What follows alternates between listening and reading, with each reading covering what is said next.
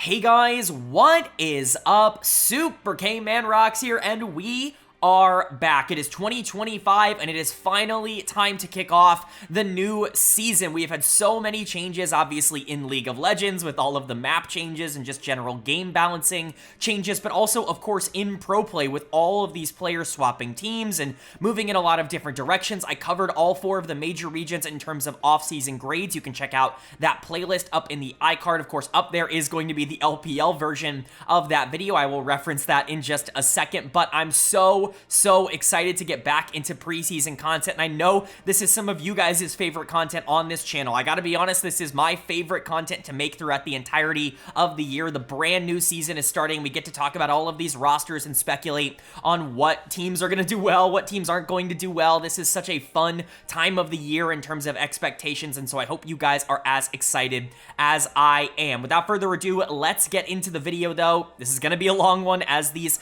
primer videos kind of always are at the start of the year. A couple of ground rules to cover at the start of this. First and foremost, I'm kind of going for a bit of a different direction in terms of how I'm going to be talking about some of these teams and, just things in general in this video as opposed to previous years. I want this to be more accessible for newcomers to the league. I know that the LPL English broadcast isn't, available anymore, at least the official one. There are a lot of great unofficial broadcasts, all of which I'm going to link down in the description for those of you who haven't found them yet or want to be able to watch the LPL in English. There are a lot of great content creators and commentators out there that you will recognize from previous LPL, English commentary times, and they're running their own unofficial broadcasts. Again, check them out if you are interested, but because I think there's going to be a lot less information, especially on some of the bottom tier teams throughout the year, I think this is going to be a video that hopefully I can use to, kind of explain where a lot of these teams are going for people who may not be quite as familiar. Of course, I'm still going to be giving my power rankings for every single team, and especially with this new format, or I guess like pseudo new format, where all of these teams are split up into 4 groups. We're going to be talking about their success chance in their group in particular, because if you can't be a top 2 team in your group, it doesn't really matter how good or how bad you are. It just means that you got to move on to the spring split. But with the introduction of winter and, all of these extra games being played, best of 5s coming to the regular season now, there's just a lot to talk about that I think is definitely different for the LPL, so I'll be starting from a bit of a fresh base. Of course, the big disclaimer that you always have to put out at the start of videos like this is that this is just my opinion at the end of the day. Yes, I've watched every single LPL game since 2017, and that gives me, I would say, a pretty good breadth of knowledge on who these players are, what teams are expected to do. Of course, I've covered, every LPL game on this channel, I think, for the past 2 or 3 years, and I've been doing that for the LCK, for the LEC, for the LCS, all of that, and so I have a pretty good breadth of every single player that is in this video and that we are going to talk about, even the rookies that are coming up from the LDL. But at the end of the day, sometimes we can watch the same games and come to different conclusions. There are going to be some players that I'm higher on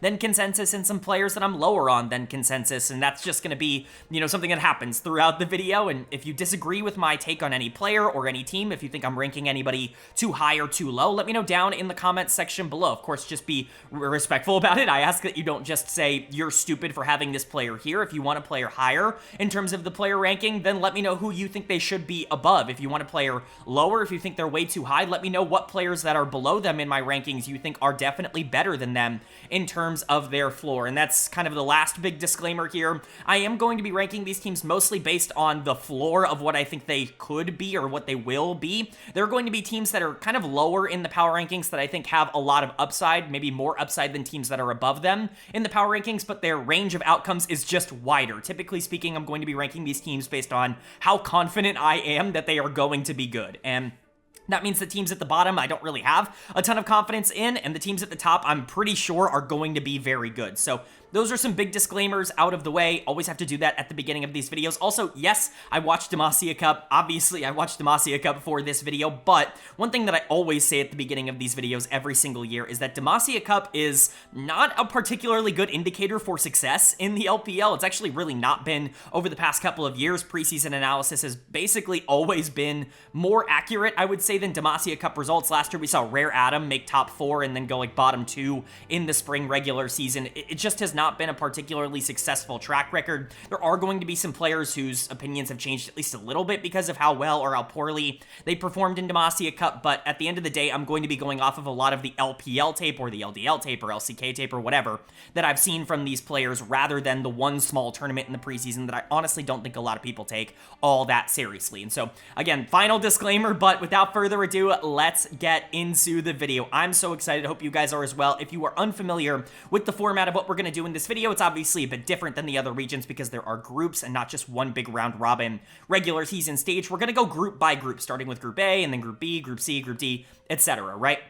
We're going to be going down the groups, and we're going to be going from number 4 to number 1 in terms of my projected results in that group, talking about every single team, giving you an overview of what you can expect in terms of their playstyle, in terms of their own internal expectations, whether or not I think they're going to live up to that, and just generally what players you should be watching out for when you watch games of them. Again, I want this to be the kind of video that maybe you don't watch all in one sitting. Obviously, it's going to be ridiculously long, but if you're finding yourself watching the LPL and you see a team, coming up in the next game that you're not quite as familiar with, hopefully this is the kind of video you can kind of trek back to and check out the team, check out some information before you go and watch them play some games. And so, without further ado, let's get into it. Starting with Group A, of course, Group A is the perfect group to start off with because we get to start off with my last place team, the team that comes in at number 16 in terms of my power rankings, and this should be no surprise to anybody who watched the offseason grades video, but definitely not to anybody who's followed the channel. It's going to be Team WE. There's just no real reason to believe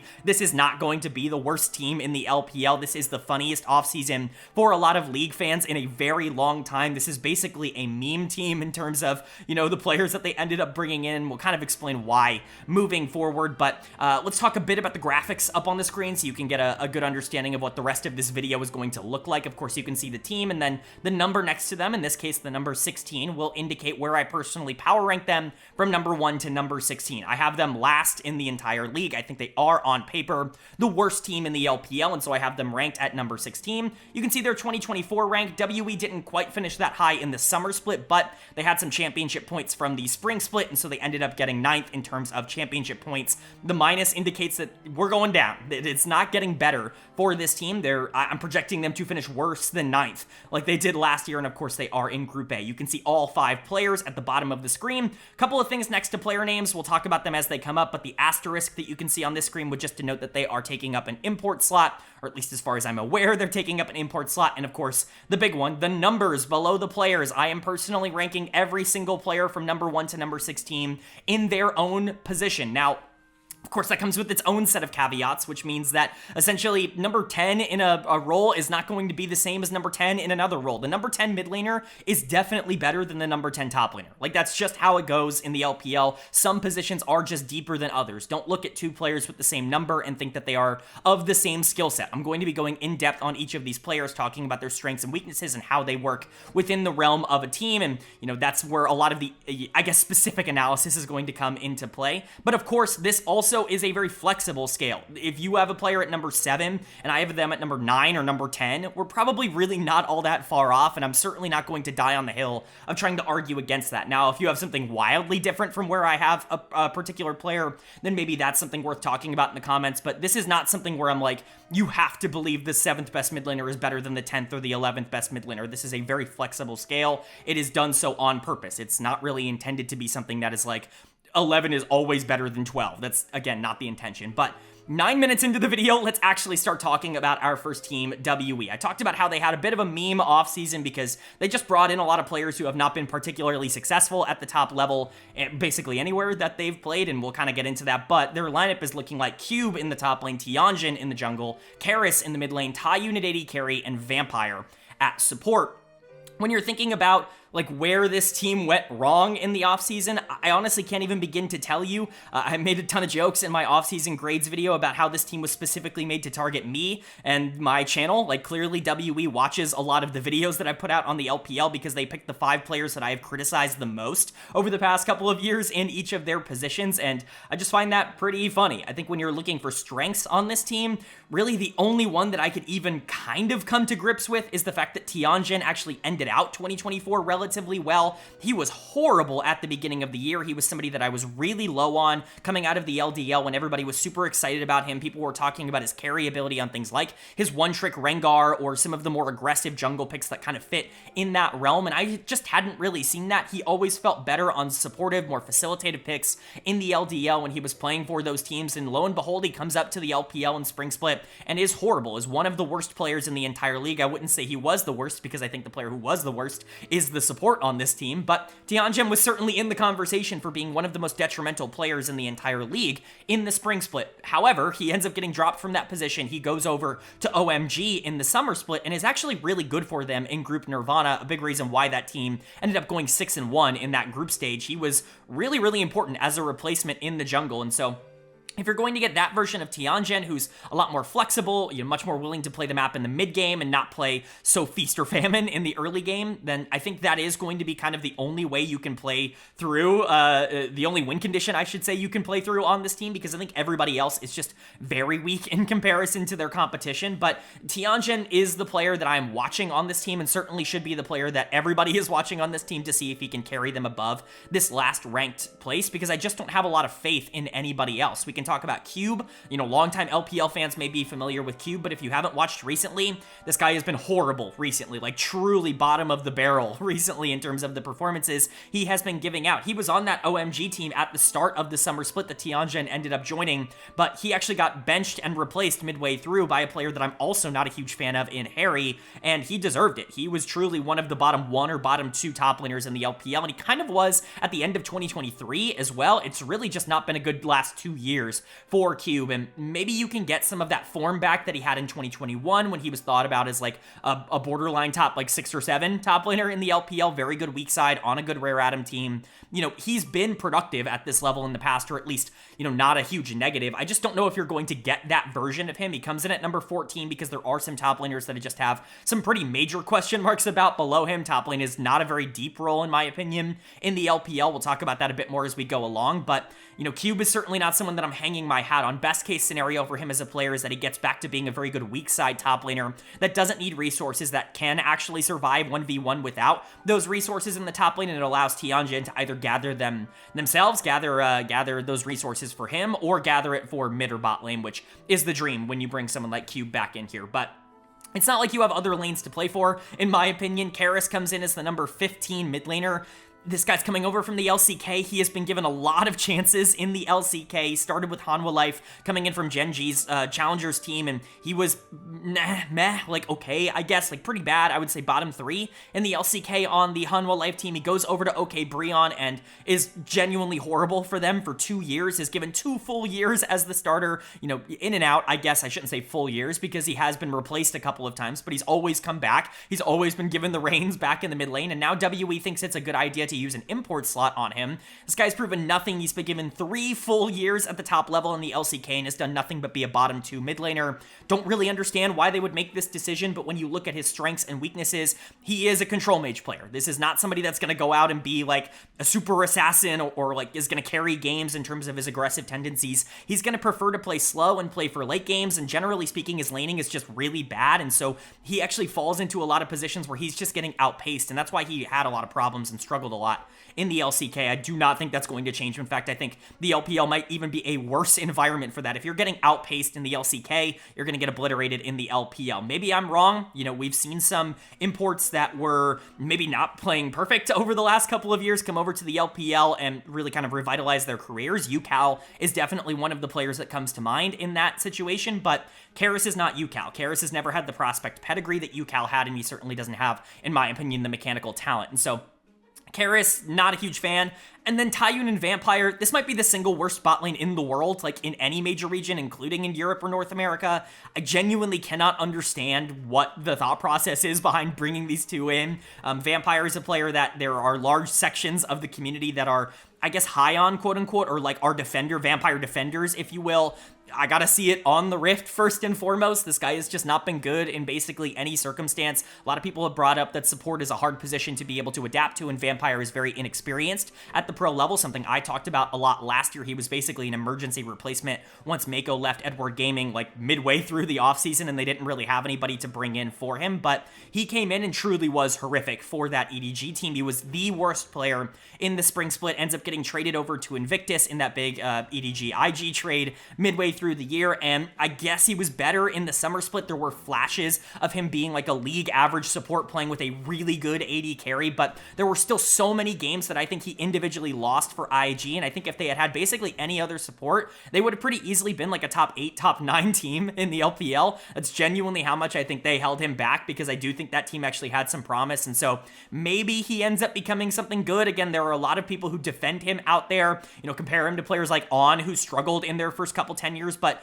support's a position I've actually gotten pretty right over the years. I would say it's easily my most successful position on this channel in terms of predicting young success. On is actually a great example of a player that I endorsed really early on into his career on Suning and Weibo, and ended up being really correct in that front. I just don't see it in Vampire. I think best case scenario, he ends up being an average to slightly below average support, because he just doesn't really have the mechanics, but that's only if he can clean up the major mistakes that he's been making as a very aggressive player. So we'll see. For now, I mean, come on, he's coming in as last, number 16. He's the worst support in the league until he proves otherwise. And then, oh my god, Tyun, like, this, if you're not an LPL fan or an LCK fan and you're checking this video out, I truly cannot express how bad Tyun has been in the LCK, and for him to be somebody that actively gets imported by a team in the LPL, I think is just ludicrous. Like, there have been some crazy imports in the past. You think of, like, LGD bringing in Envy a couple of years ago, where it's just like, what is the goal of this? What is the point of this?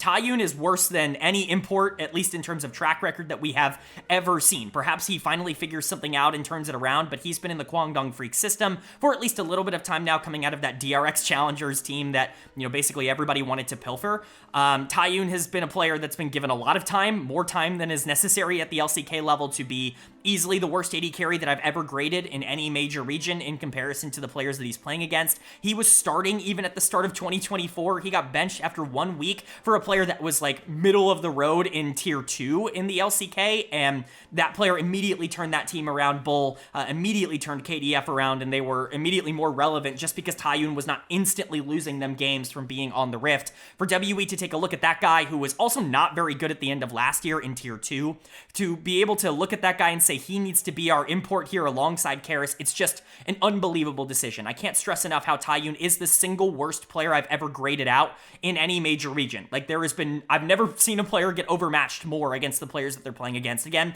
maybe they see something that I don't. Maybe he was just ridiculously cheap. Maybe that's the case with Vampire and Karis and Cube and all of these players that probably weren't getting offers from other teams. But whatever the case, there's really no other way to talk about this team. This is a bottom 1 team until proven otherwise in the LPL, and unless Tianjin like completely pops off, which I guess is kind of possible, unless he is like a complete monster in the jungle, I just have a hard time seeing where this team wins games.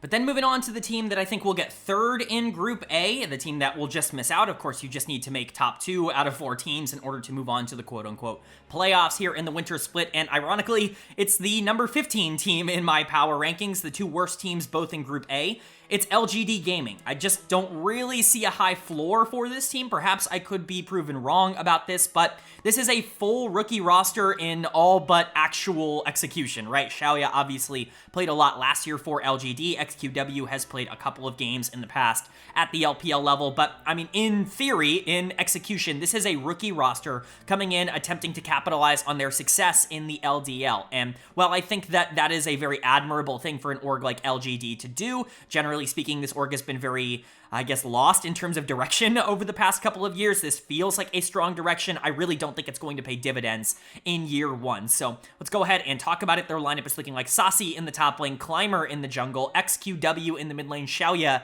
at AD carry, and YCX at support. Another thing I want to reiterate, if I say anybody's name wrong in this, especially because there is no English broadcast anymore, let me know down in the comment section below. I'll get that right for the weekly reviews coming in as we do every single game, but If YCX is actually, pronounced something else, or XQW is actually pronounced something else, let me know down in the comment section below. Always happy to change my pronunciations. Another thing that I have to introduce here is a little dash next to a player's name. That just means that there is another player on the roster that could potentially be starting in that role instead of that player. I think Climber is going to be the starting jungler for LGD going into the LPL, but they still have Meteor on this roster. They brought him back actively as a jungler. For now, it looks like it's going to be Climber. I think it makes more sense for this team to start Climber, but we'll talk about that as we get to it. A lot of things to talk about here for LGD, just generally speaking. First of all, they overperformed so much last year that it was always going to be a struggle to try to find that momentum coming out of it, because I just don't think it was ever going to be replicable for you to be a top 10 team in the LPL like you were last year. They were in Group Ascend, and obviously they got kind of destroyed in Group Ascend, but they still weren't the worst team in terms of record in Group Ascend. So, you were really happy with the year that LGD ended up having, but you lose your star in the mid lane in Haichao. I do think you do a good job of replacing him with XQW, who I think is a pretty solid replacement player, as you can see with the grade here, but you're losing Haichao, who's like a borderline top 5 mid laner in the region. Meteor is getting benched here. Bertle was actually really good for this team on the top side, regardless of what a lot of people say. Like, there were a lot of important pieces on this team that are just gone, and you're replacing them with much more unproven pieces. I think Xiaoya is the player to start with here because he is really the only one returning from this 2024 roster. He also was not the full-time starter for this team for a lot of the year. He was swapping in and out with someone like Kepler. And I'll be honest, if you're swapping in and out with Kepler, that's not a very good sign. He actually comes in as the worst ranked player on this team for me. He is certainly the one I am the most concerned about. His tape has been fine, like generally below average, but certainly not impressive. There are so many good AD carries in the LPL. It is such a deep position that if you are just not particularly great at anything, then you're going to grade out incredibly poorly, and that's second to last here for Xiaoya. Hopefully he can figure something out if he gets this full-time job and, doesn't have to worry about the pressure of swapping in and out with someone like Kepler. Maybe that's going to give him more confidence to be able to play fast and loose in lane and actually try to win some matchups, but he didn't do anything impressive last year, and in fact, he was kind of the biggest problem with this team when they were succeeding on the top side of the map. But everybody else on this team is coming up from one way or another in the LDL. Climber and XQW both coming up from LGD's actual LDL team, which of course was the winner of the LDL. This past year, Climber is certainly the one to be the most excited about. This guy looks like he could be an actual star at the LPL level. Really hard for me to project that that's actually going to happen here on LGD,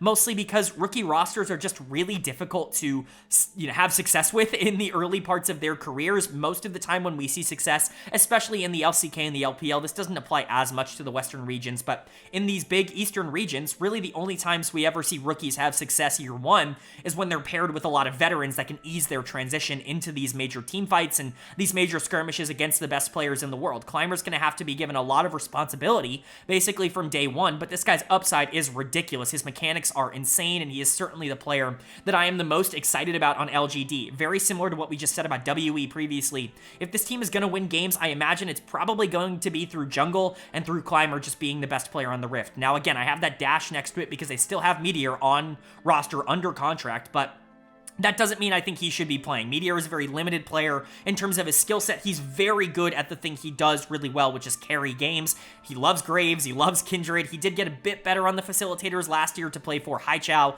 in the mid lane, but overall, I think Climber gives you much more upside, and it certainly does seem like this organization wants to go in a long-term direction. Meteor is not the long-term answer in the jungle here. Climber absolutely could be that. XQW, the other player that I'm excited about coming up from LGD's LDL roster, I think he's solid. I actually think he's a really interesting player to watch. I think him and Climber should have pretty good chemistry together, and as you can see, they're the highest rated players on this team. I think both of them have the ability to come in and be average to above average players in their roles from day one. Again, this is a floor ranking, which is why I just can't rank them above players who have been pretty decent at the LPL level when these guys have really never been given an actual shot. But if they came in and were the strength of this team, if the middle of the map is what LGD ended up playing through really consistently, I'm not going to be all that surprised. I could imagine a world in which this plays as a slightly worse version of what Meteor and Haichao was last year. And then the more questionable pieces are on the top and support positions here. Saucy coming in from Thunder Talks LDL team. He's fine. He's a good player. In fact, I feel fine about him starting in the LPL. Comes in as number 13. That's not nearly the bottom of the top lane rankings. There are a ton of top laners that I have no confidence in. Saucy is definitely above that because he has some upside that I really like, but I am confused why this isn't Nuo. I talked about that in the offseason grades video, the LGD top laner that that was on their LDL team with Climber and XQW, he was really good for that team, and I thought it would have made a lot of sense to bring him in, but Saucy ends up being the choice here. I think he can be a player that can grow into being kind of an upper mid type of top laner, somebody that can be around number 8 or 9 in the league. I think that that's relatively fair to say even in year 1. Don't exactly know where his floor ends up landing. We've seen some bad games from him, but he was also on a team that was difficult to evaluate. I've been watching Thunder Talk's LDL team for a while because of how popular their jungler has been, but Saucy was definitely the standout on that team. So we'll see how that ends up going. And then YCX in the support position. This one really kind of took me aback. He was on Edward Gaming's youth team last year, and man, was that team not particularly good to watch. They had a lot of problems, and I don't know how much of it was YCX. I don't know how much of it was whoever was shot calling on that team, but they had some real issues. Also worth noting that they were starting Vampire for basically all of the spring split, and YCX was on that team, and they chose to play Vampire over YCX. That's not exactly a ringing endorsement for him. He is the player I'm probably most concerned about, and I think that does bring up kind of a grander problem, which is that LGD once again has a bot lane that I'm not projecting to do particularly well in a region where bot lane is super important, where AD carries are just phenomenal and are good basically from number 1 to number 12 or so in the league. You're looking at so many good AD carries, and if you have a bot lane that just can't compete at that level, it's going to be really difficult to actually be able to survive, especially in this group, which we'll talk about with the top 2 teams. But I don't expect YCX to be able to come in and actually do well day 1. I would expect this to be a difficult transition. We've already seen that support is a hard position to adapt to in the LPL, and he's not the most experienced support coming up. Xiaoya is really not an AD carry that I think is going to make that transition easier, and while I think Saucy has some upside, he certainly doesn't have the floor just yet. Climber and XQW, I think, are going to have to do a ton for this LGD team, specifically Climber in the jungle, and he might not even be starting. It might be Meteor who starts for this team. So for LGD, it's just really hard for me to project them above anything, around 15. Rookie rosters don't do well. A lot of these players have some question marks. That being said, this is an organization that has overperformed in the past, obviously last year, and maybe these rookies are really good. Some of these players were at the top of their position roles in the LDL, and that transition is easier, I would say, than something like the LCK Challengers League to the LCK. And so we'll see with LGD, but at least for now, certainly can't rank them higher than 15. Then moving on now to the team that I think will finish second in Group A here, and I don't know if this is going to be a controversial opinion because this team did so well at Demacia Cup, but coming in at the number 6 team in my power rankings, it will be anyone's Legend. I think some people are going to rank them a lot higher. You're looking at the winners of Demacia Cup, the team that just went to the finals and beat the team that I have number 1 in this group in a, actual series to win Demacia Cup. Some people are going to say, how can you watch that and then say that AL is actually worse than that team at number 1? Well, again, I don't want to put too much stock into Demacia Cup. This is a tournament that has actually not particularly proven to matter all that much over the past couple of years, and as much as I'd love to overreact and say that Hope is actually the best AD carry in the world because the dude dominated that tournament, there's just been nothing in the tape in the last couple of years to indicate that that kind of success is sustainable for him moving forward. So let's go ahead and talk about it. Their lineup is looking like Flandre in the top lane, Tarzan in the jungle, Shanks in the mid lane, Hope at AD carry, and Kale at support. It's really funny that I feel like I have to kind of temper expectations for anyone's Legend because I feel like I've been on the bandwagon for this team for a very long time. All cards on the table. This is probably my favorite team and favorite org in the LPL, and they just signed my favorite player maybe in the world in Tarzan, and so I am a bit biased in a positive direction for this team, but I do think there is a clear top 6 in the LPL. I think there are 6 teams that I would expect to compete for those 4 world spots, for those 2 MSI spots, etc., etc. I think it's kind of open-ended in that regard, and AL is very much a part of that top 6. I think they are going to be contenders. I just worry, again, about the consistency and about the floor of what this team offers. I really like the best players on this team that I feel good about, but I'm just not so sure that the players that I'm more concerned about are definitely going to be as much of a positive as some, people will make it out to be. So let's get into it. Of course, they're retaining the bottom side of the map while swapping out top lane and jungle. The big new addition, and in my opinion, the most important player on this team is absolutely Tarzan in the jungle. This guy guy is coming over from Weibo Gaming, where in the summer split, he was given full reign of that team to be kind of the only guy to win games, and that's exactly what he did. He was an MVP finalist for me and for basically everybody else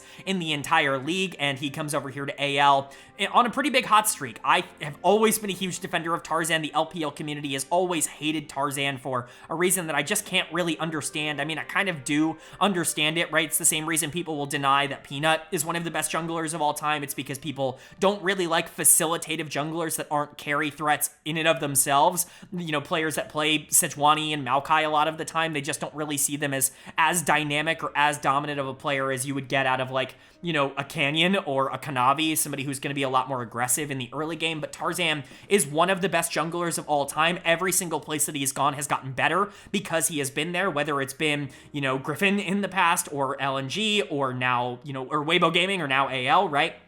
Everywhere he's gone, he's had success, and I don't really see any reason for that to change here. He comes in as my number 3 jungler only because I think the top 2 are just absolutely ridiculous. I think Tarzan is going to have some games every so often where he doesn't look particularly good. The consistency isn't always there for him as a player because of his aggressive tendencies in the early game, where he was probably the single most aggressive player in the world last year, but his success rate is just ridiculously high. Clearly, he adds a level of dynamism to a team that, you know, hasn't always had it. AL definitely struggled with that down the stretch, and we saw the success rate of that in Demacia Cup. There is a lot of reason to believe that that part of AL success is very sustainable, that Tarzan will continue to be an MVP frontrunner moving forward. But a lot of that is going to have to do with Shanks in the mid lane, and I'm going to be entirely real with Shanks. The scouting report has been the exact same for the last 2 to 3 years. This guy is unbelievably talented. I have him as a top 5 mid laner in the LPL, which is certainly not easy. It's not easy to just be a top 5 mid laner in one of the best regions in the world, but the problem is he ends out splits so poorly. He is on an MVP frontrunner type of pace for the first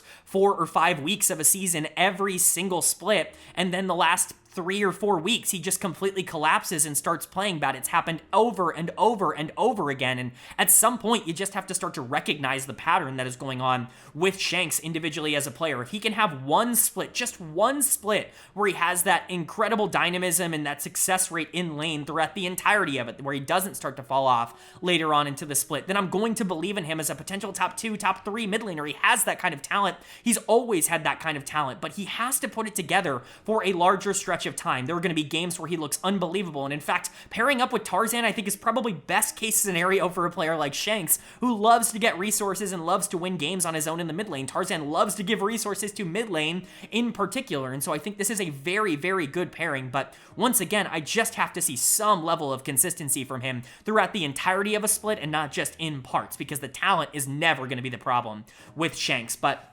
you also now have the upside of potentially having a bot lane that's really, really good. Hope was ridiculous in Demacia Cup. He was the best player in the tournament, and it wasn't particularly close. How much of that is sustainable? I don't really know. Hope has never really been that kind of player at any point in his career. He was good for JD Gaming. He's been good for AL in the past, but I don't know if this is a guy that I'm expecting to be a top 4, top 5 AD carry kind of in contention with some of those players that I think are just ridiculously mechanically talented. Players like Gala or Light. Like, can I guarantee you that Hope is going to be better than them? No, I can't, because the track record is just not there. That being said, he has moved up a couple of places, up to number 6 and right outside that top 5, because he just simply was so good in Demacia Cup. If he can get even like 80% of what he was in that tournament, this team is absolutely going to be better than 6th. But for now, if Hope is more of the version that we saw last year on AL or any version that we've seen in the LPL in the past, he's going to be fine. There are going to be some lane matchups that he gets obliterated in, but he's going to be stable enough in the later half of the game to be able to play through mid lane or top lane or wherever else you want to go. He's a good weak side bot laner. You know, generally a valuable player to have, but not somebody that I'm expecting to break the mold. Kale, however, is a player I'm always very excited about. He is another player that I've just kind of gotten right over the course of this channel's history. I was so in on him in 2022 when he was on Sandbox with Prince and was really able to elevate that roster. Ends up, you know, being on a really disastrous Sandbox team in 2023 with so much going wrong that was not his fault. Comes over here to the LPL in 2024 and re-cements himself as one of the better supports in the world. And, you know, I think he's going going to be able to continue that. Are there going to be times where he buys too many control wards and spends too much time out of lane? Yes, that's just always going to be a bit of a problem with Kale, but at the end of the day, he offers way more than he takes away, and I think he is good for this team. One of the good parts, I think, of the synergy of this team from last year is that Hope is so good on weak side, and Kale does like to roam. He does like to play with his jungle a lot more than other supports typically do in the current meta, and I think that actually really benefits this new version of AL, where instead of playing through Kroko, you're playing through Tarzan. So love Kale on this team, and I think he has good synergy with Hope. And then the last addition here is Flandre in the top lane. Now, longtime LoL fans might be like, how can you have Flandre ranked 8th? Like, that's crazy. That's ridiculous. This guy's a former world champion in 2022 or 2021.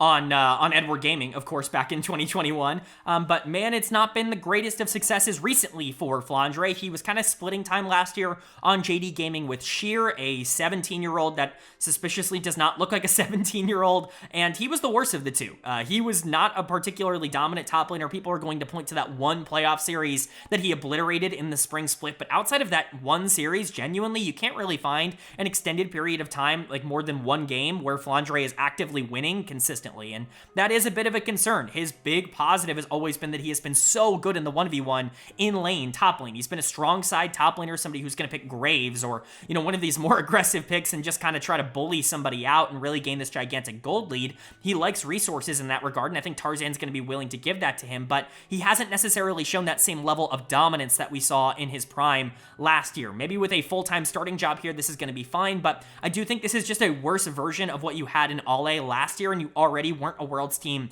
with Ale. Now, that being said, you're upgrading heavily in the jungle, going from Kroko to Tarzan specifically in terms of consistency, and so perhaps that does change things around, and once again, Flandre was really good in Demacia Cup, so if he overperforms this number 8 position in terms of top lane, if he is much closer to being a top 3 or a top 4 top laner, which is really not out of the realm of possibility, then this is a Worlds team. This is a top 4 team in the league, and they're going to be competing to win the LPL in that instance, especially if you get a full good year out of Shanks. But in terms of playstyle, Tarzan is the guy here. You're going to be watching him. Every single team that has Tarzan will be playing through the tempo of Tarzan. He is one of the best tempo junglers in the world. He's going to give a lot of resources to Shanks. Maybe Hope or Flandre, you know, explode as one of these secondary carries, but it's a pretty versatile team, and in my opinion, it's the best team that this organization has ever put together.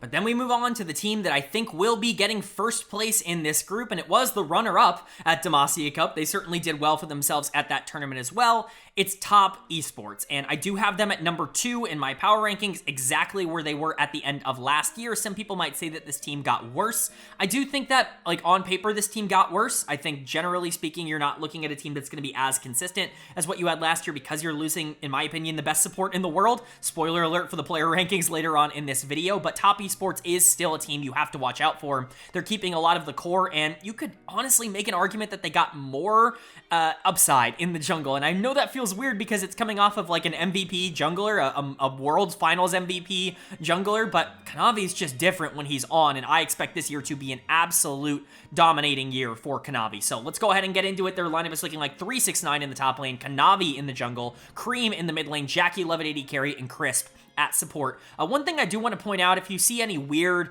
like shading errors or like low res images on some of these player photos, like, blame the LPL. Don't blame me. I'm just working with what I got. So apologies. There are going to be some teams later on that just look very, very strange in some of their new jerseys. Like, they've already done a media day and they just edited these photos really weird with some weird tinting or like weird colors over the top of it. I'm doing my best to try and get this as interesting looking as possible. Sorry for the low res images, but let's actually talk about the team. Let's talk about the actual analysis that I want to give for them. Of course, you're running back the core of this team, 369, Cream, and Jackie Love, who I do think were some of the more important players. Tian and Mako were maybe the two most important players, and you are replacing them, but I do think the players that are staying are still major positives. 369, while he certainly did not end 2024 particularly well, at times looked like the best top laner in the world, especially in the spring split. When you're talking about the first half of the year, he was the best top laner in the world. He was dominating games. He was looking untouchable role in laning phase. And, you know, if you can get that version of him back, then yeah, that's a top 1 top laner. That's the best top laner in the LPL, including Bin, who I think is really good, but he just wasn't that down the stretch. I think as a compromise, I'm putting him as number 2. I just don't think he could possibly go any lower than that in terms of the grades, especially in a top lane that, you know, top lane role that's not particularly consistent. But 369 is still a really, really, really good player, and obviously a huge asset for top esports to have. Cream and Jackie Love are coming back. They're a very fun duo to watch. Cream's development over the course of last year was astounding. This was a player who came into 2024 finally getting a big opportunity on a team that actually had expectations of making worlds and, you know, pushing to win the LPL outside of OMG as an assassin player. He came in as an Akali, you know, Silas 2-trick, essentially. Everybody was kind of looking at him as, you know, somebody that was very bannable, somebody that was very targetable in these draft phases. And you know what? He completely blew that away in the 2024 season in both spring and summer. He was one of the best facilitating mid laners in the world, period. End of story. Playing with no resources, playing to get his jungler ahead and to make sure that his bot lane was in a good position to succeed in the mid game.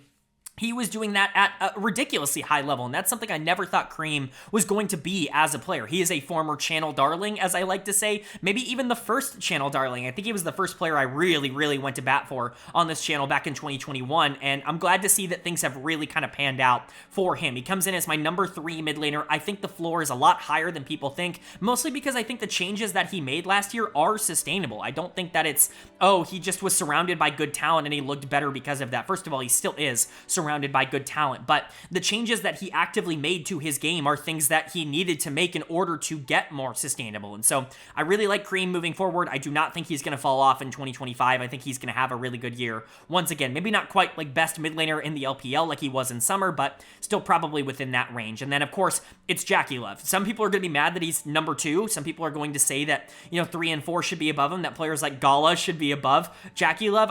I think people just underestimate Jackie Love into oblivion. This guy is actually cleaned up his act so much on the Rift in terms of what he is as a player, right? Jackie Love's notorious reputation of being this feast or famine AD carry that's going to, you know, absolutely dominate games or kind of run it down. Like, I understand where that comes from because that was there from 2018 to 2023. Was not there in 2024. This guy was the model of consistency, and honestly, he was there at the end of 2023 as well. He was my MVP in the 2023 summer split, I should say. It's just his team didn't make worlds, and so a lot of people didn't look at him as one of the top 80 carries. I think when you go and watch the tape on Jackie Love, this is maybe the single best version of this player that we have ever seen over the past year and a half, and there's, again, no reason to not believe that that is going to stay, that's going to be able to stick for him. He's just been a lot more consistent. He's not giving over resources in the same kind of way, and he still has the mechanical upside of being the best AD carry in the world in any given moment. So yeah, I love Jackie Love. I think this guy is ridiculous, but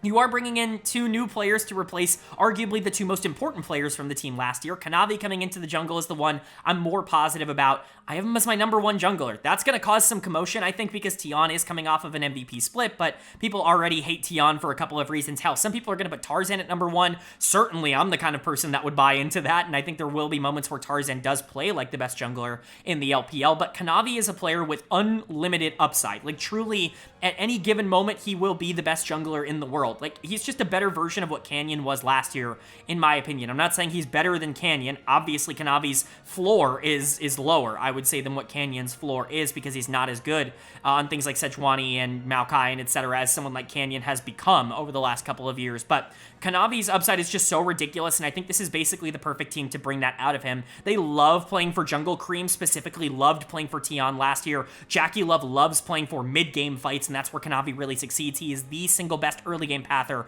ever in the history of the game, and I think this is the exact kind of team to get the most out of Kanavi. I am kind of calling my shot here, but I do think he is going to be the best jungler in the LPL this year, and I think if you want like an MVP player that isn't exactly getting talked about nearly as much as others, Kanavi, I think, is a really good bet for that this year, because I think he's going to get a lot of resources on top esports. But the more concerning, I guess, addition for people is going to be Crisp coming into the support position. I like Crisp. I think he's a good player. I think his reputation has really soured in recent years because people need someone to blame on every single team in the LPL. There is nothing LPL fans love more than a scapegoat on one of the best teams in the league, and Crisp kind of just de facto has adapted that for Weibo Gaming. He's been really good the last couple of years. It's funny, he had kind of opposite years in 2023 and 2024. In 2023, he was unbelievable throughout all of the domestic season in both spring and summer, and then was really bad at Worlds, giving people like a bad taste. In 2024, he had some very questionable moments domestically throughout the year. Spring and summer were certainly not looking perfect, and then he was awesome at Worlds. He was unbelievably good for that Weibo Gaming team, much better than he gets credit for at Worlds. He was arguably that team's best player outside of Tarzan at the World Championships, and so, I feel good about Crisp. I think he's going to come in and be fine for this team. He's not Mako.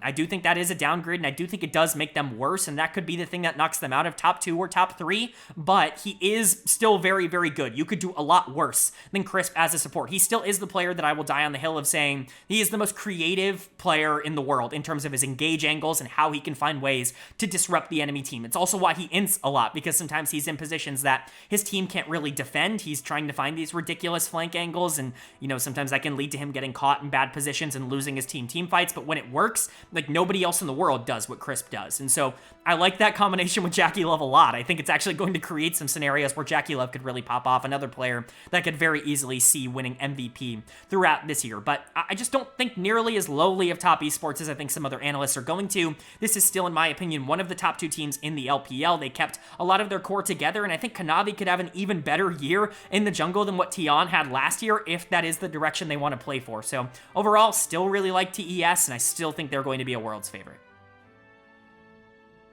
But now that we've wrapped up Group A, let's go ahead and jump into Group B. That is obviously how letters go. Group B, another group that I think is pretty easy to determine who the top 2 teams are, but there are more interesting pieces at the bottom here. But coming in pretty clearly at number 4 for me, it's going to be Ultra Prime. I do think they are going to come in higher for my power rankings than they are for a lot of other analysts. They're coming in at number 13 for me. They are not a bottom 2 or even a bottom 3 team in the LPL on paper, in my opinion, at least in terms of their floor, because I do really like some of the additions that they made throughout the offseason, but this is certainly not a roster that I think is guaranteed to be good by any stretch, and to me, it's also very clear that they are the least proven of any team here in Group B. So let's go ahead and talk about it. Their lineup is looking like Jiyoung in the top lane, Junhao in the jungle, Saber in the mid lane, Wacko at AD carry, and Rosie Love at support.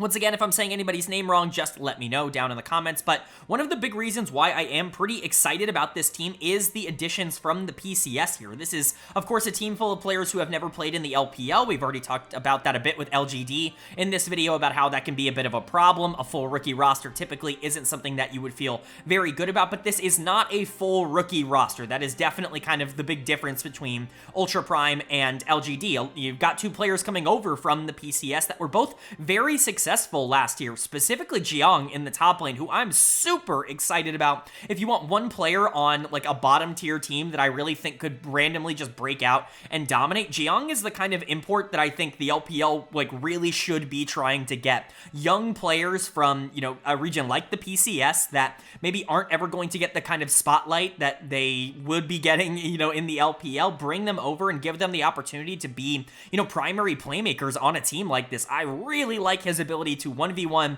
His mechanics are genuinely unbelievable. Obviously, there are a lot of things that he needs to clean up. If he was a perfect polished player, he either would have been dominating the PCS or he would be on a better team in the LPL. There are obviously some things that he has to get better at or clean up in order to kind of prove that he deserves to be near the top, but I love his game, and I really do believe that he is going to be the player to watch here on Ultra Prime, coming over from Frank, who honestly, Frank should have made Worlds last year. It honestly was a bit of a shame that they were not at the World Championships. They were a really good team, but it's not just him coming over from the PCS. It's Wacko also coming over.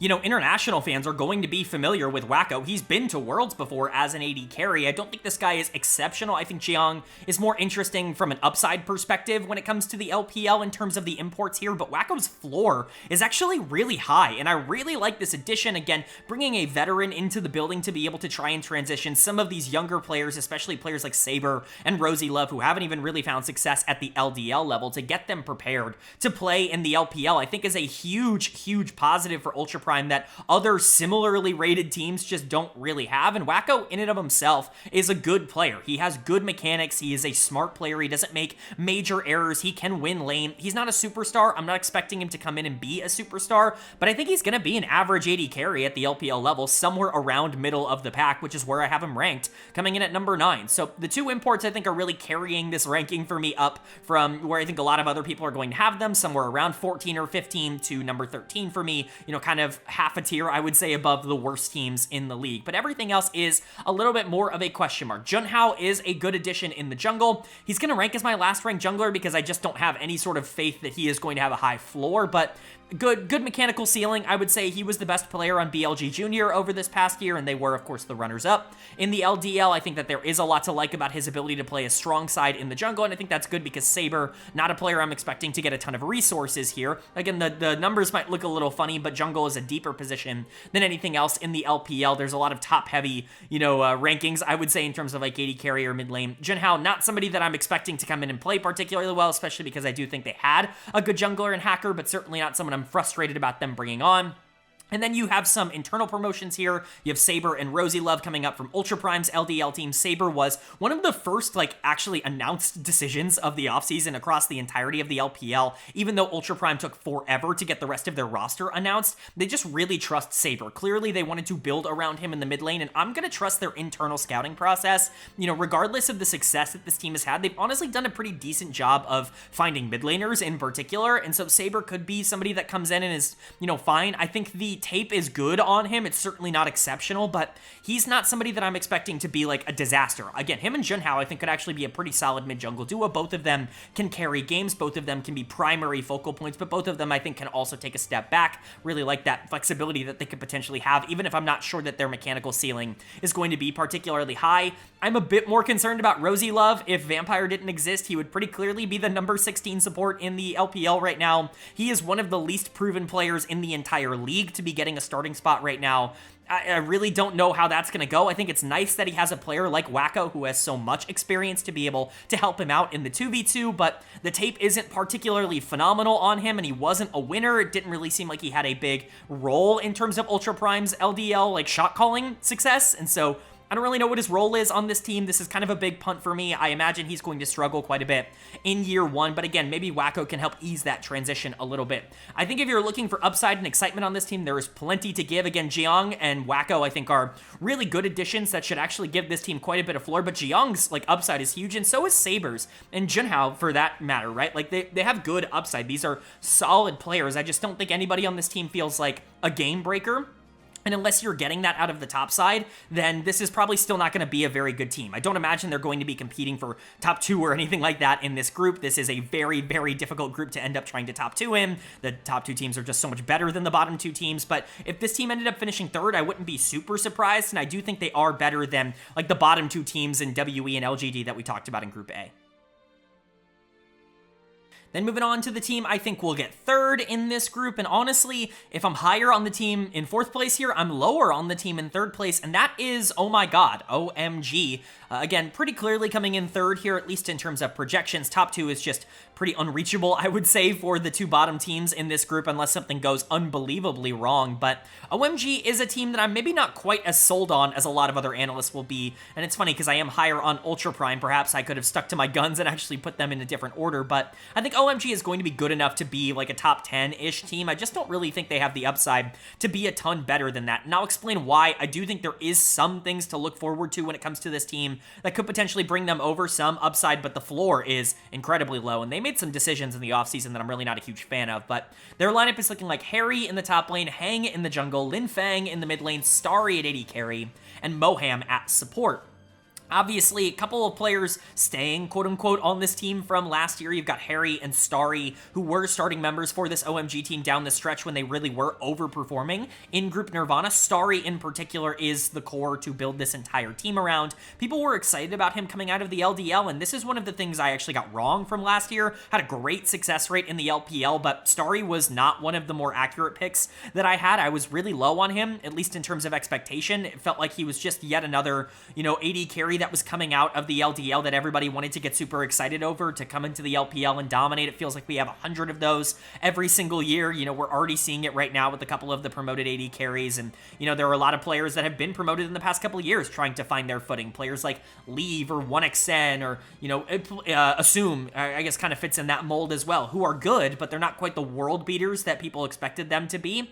I think Starry is the best of that group, and I don't know how controversial that take is, but Starry is really, really good, and he was really good for OMG. He had great chemistry with Tianjin throughout a lot of last year to play through him as a primary carry, and the only real concern is that you don't have that chemistry anymore, and obviously you're losing PP God down in the support position, but Starry has enough talent, I think, to be able to overcome that. When you're looking for a star, pun entirely intended, on this team, I think Starry is absolutely the one you should be looking for, and I think it's really smart that they paired him up with someone like Moham in the support position. Obviously, he ends up losing his starting spot in the LCK. You know, D plus Kia wants to go back to Barrel and move in a different direction. He comes over here to the LPL. I think people are going to compare this to when Kale came over last year to Anyone's Legend.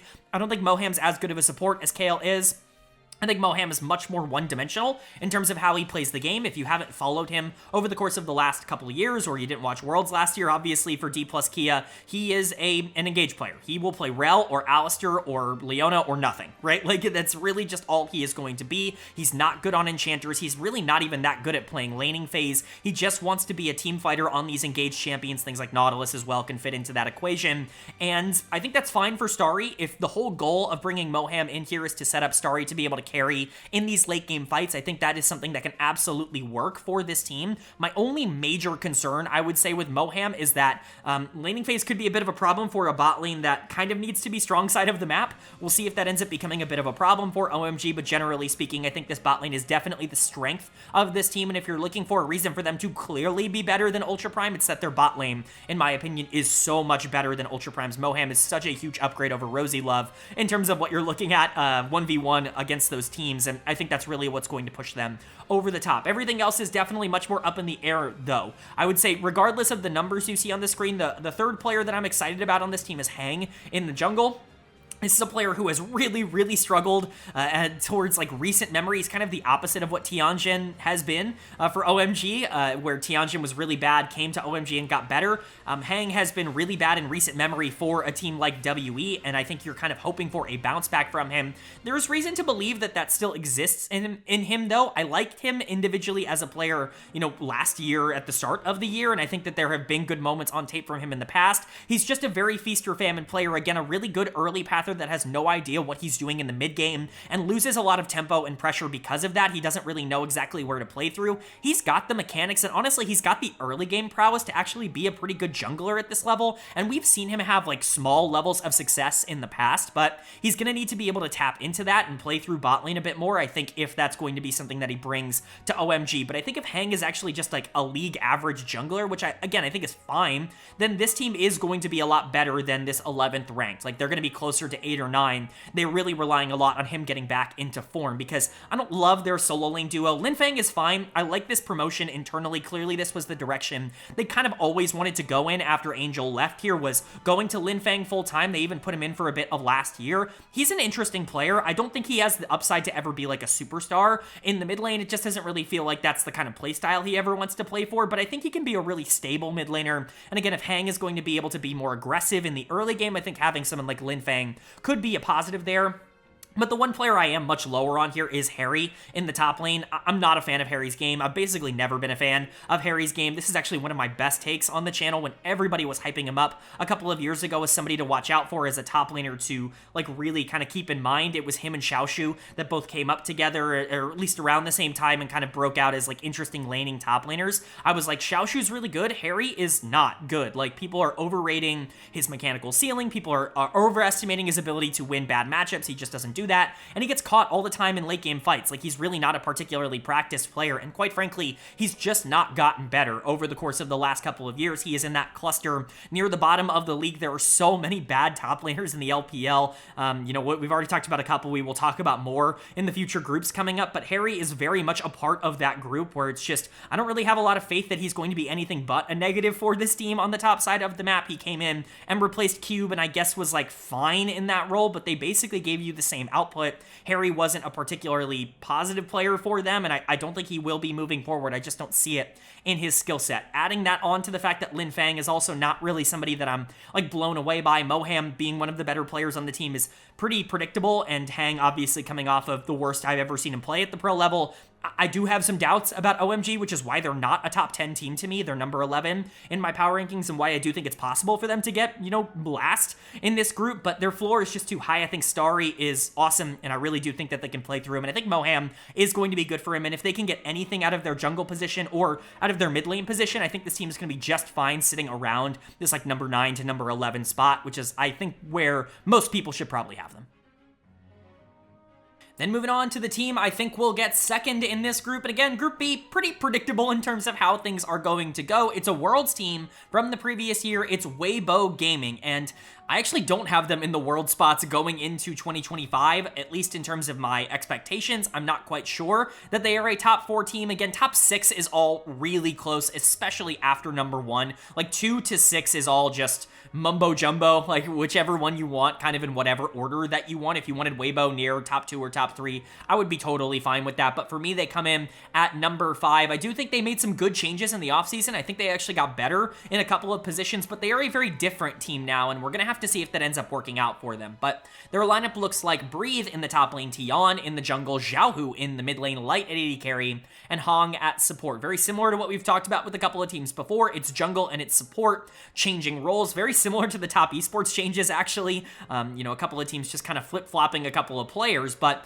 overall, the core of this team that stayed is part of the team that I'm the most concerned about. Glad they brought Light back. I think Light being here is a huge positive for Weibo Gaming. He is arguably the most consistent, not support, AD carry in the entire world. He is somebody that obviously they are very happy to have. He's been great in pivotal moments for this team, specifically at the World Championships, where he's performed great over the past 2 years. Have been a big defender of Light over the course of his career. When he was on LNG, I think it was 2022, that year with Doenby and Tarzan, he was the only one winning games for that team, and he was really the only one actively performing well consistently for that team. Obviously, Tarzan was a help for that, but Light was the carry, and I just don't think he ever got the credit for that. It's nice to see him actually starting to get credit now on Weibo, where he is likely going to be one of the pivotal pieces once again for this team, because they brought in Hong as a support, and I love this move. Crisp, while he does give you those ridiculously high upside plays, can also give you quite a few bad plays, and I don't know if I love that combination with Light. I think at first I really like the idea of having a super volatile support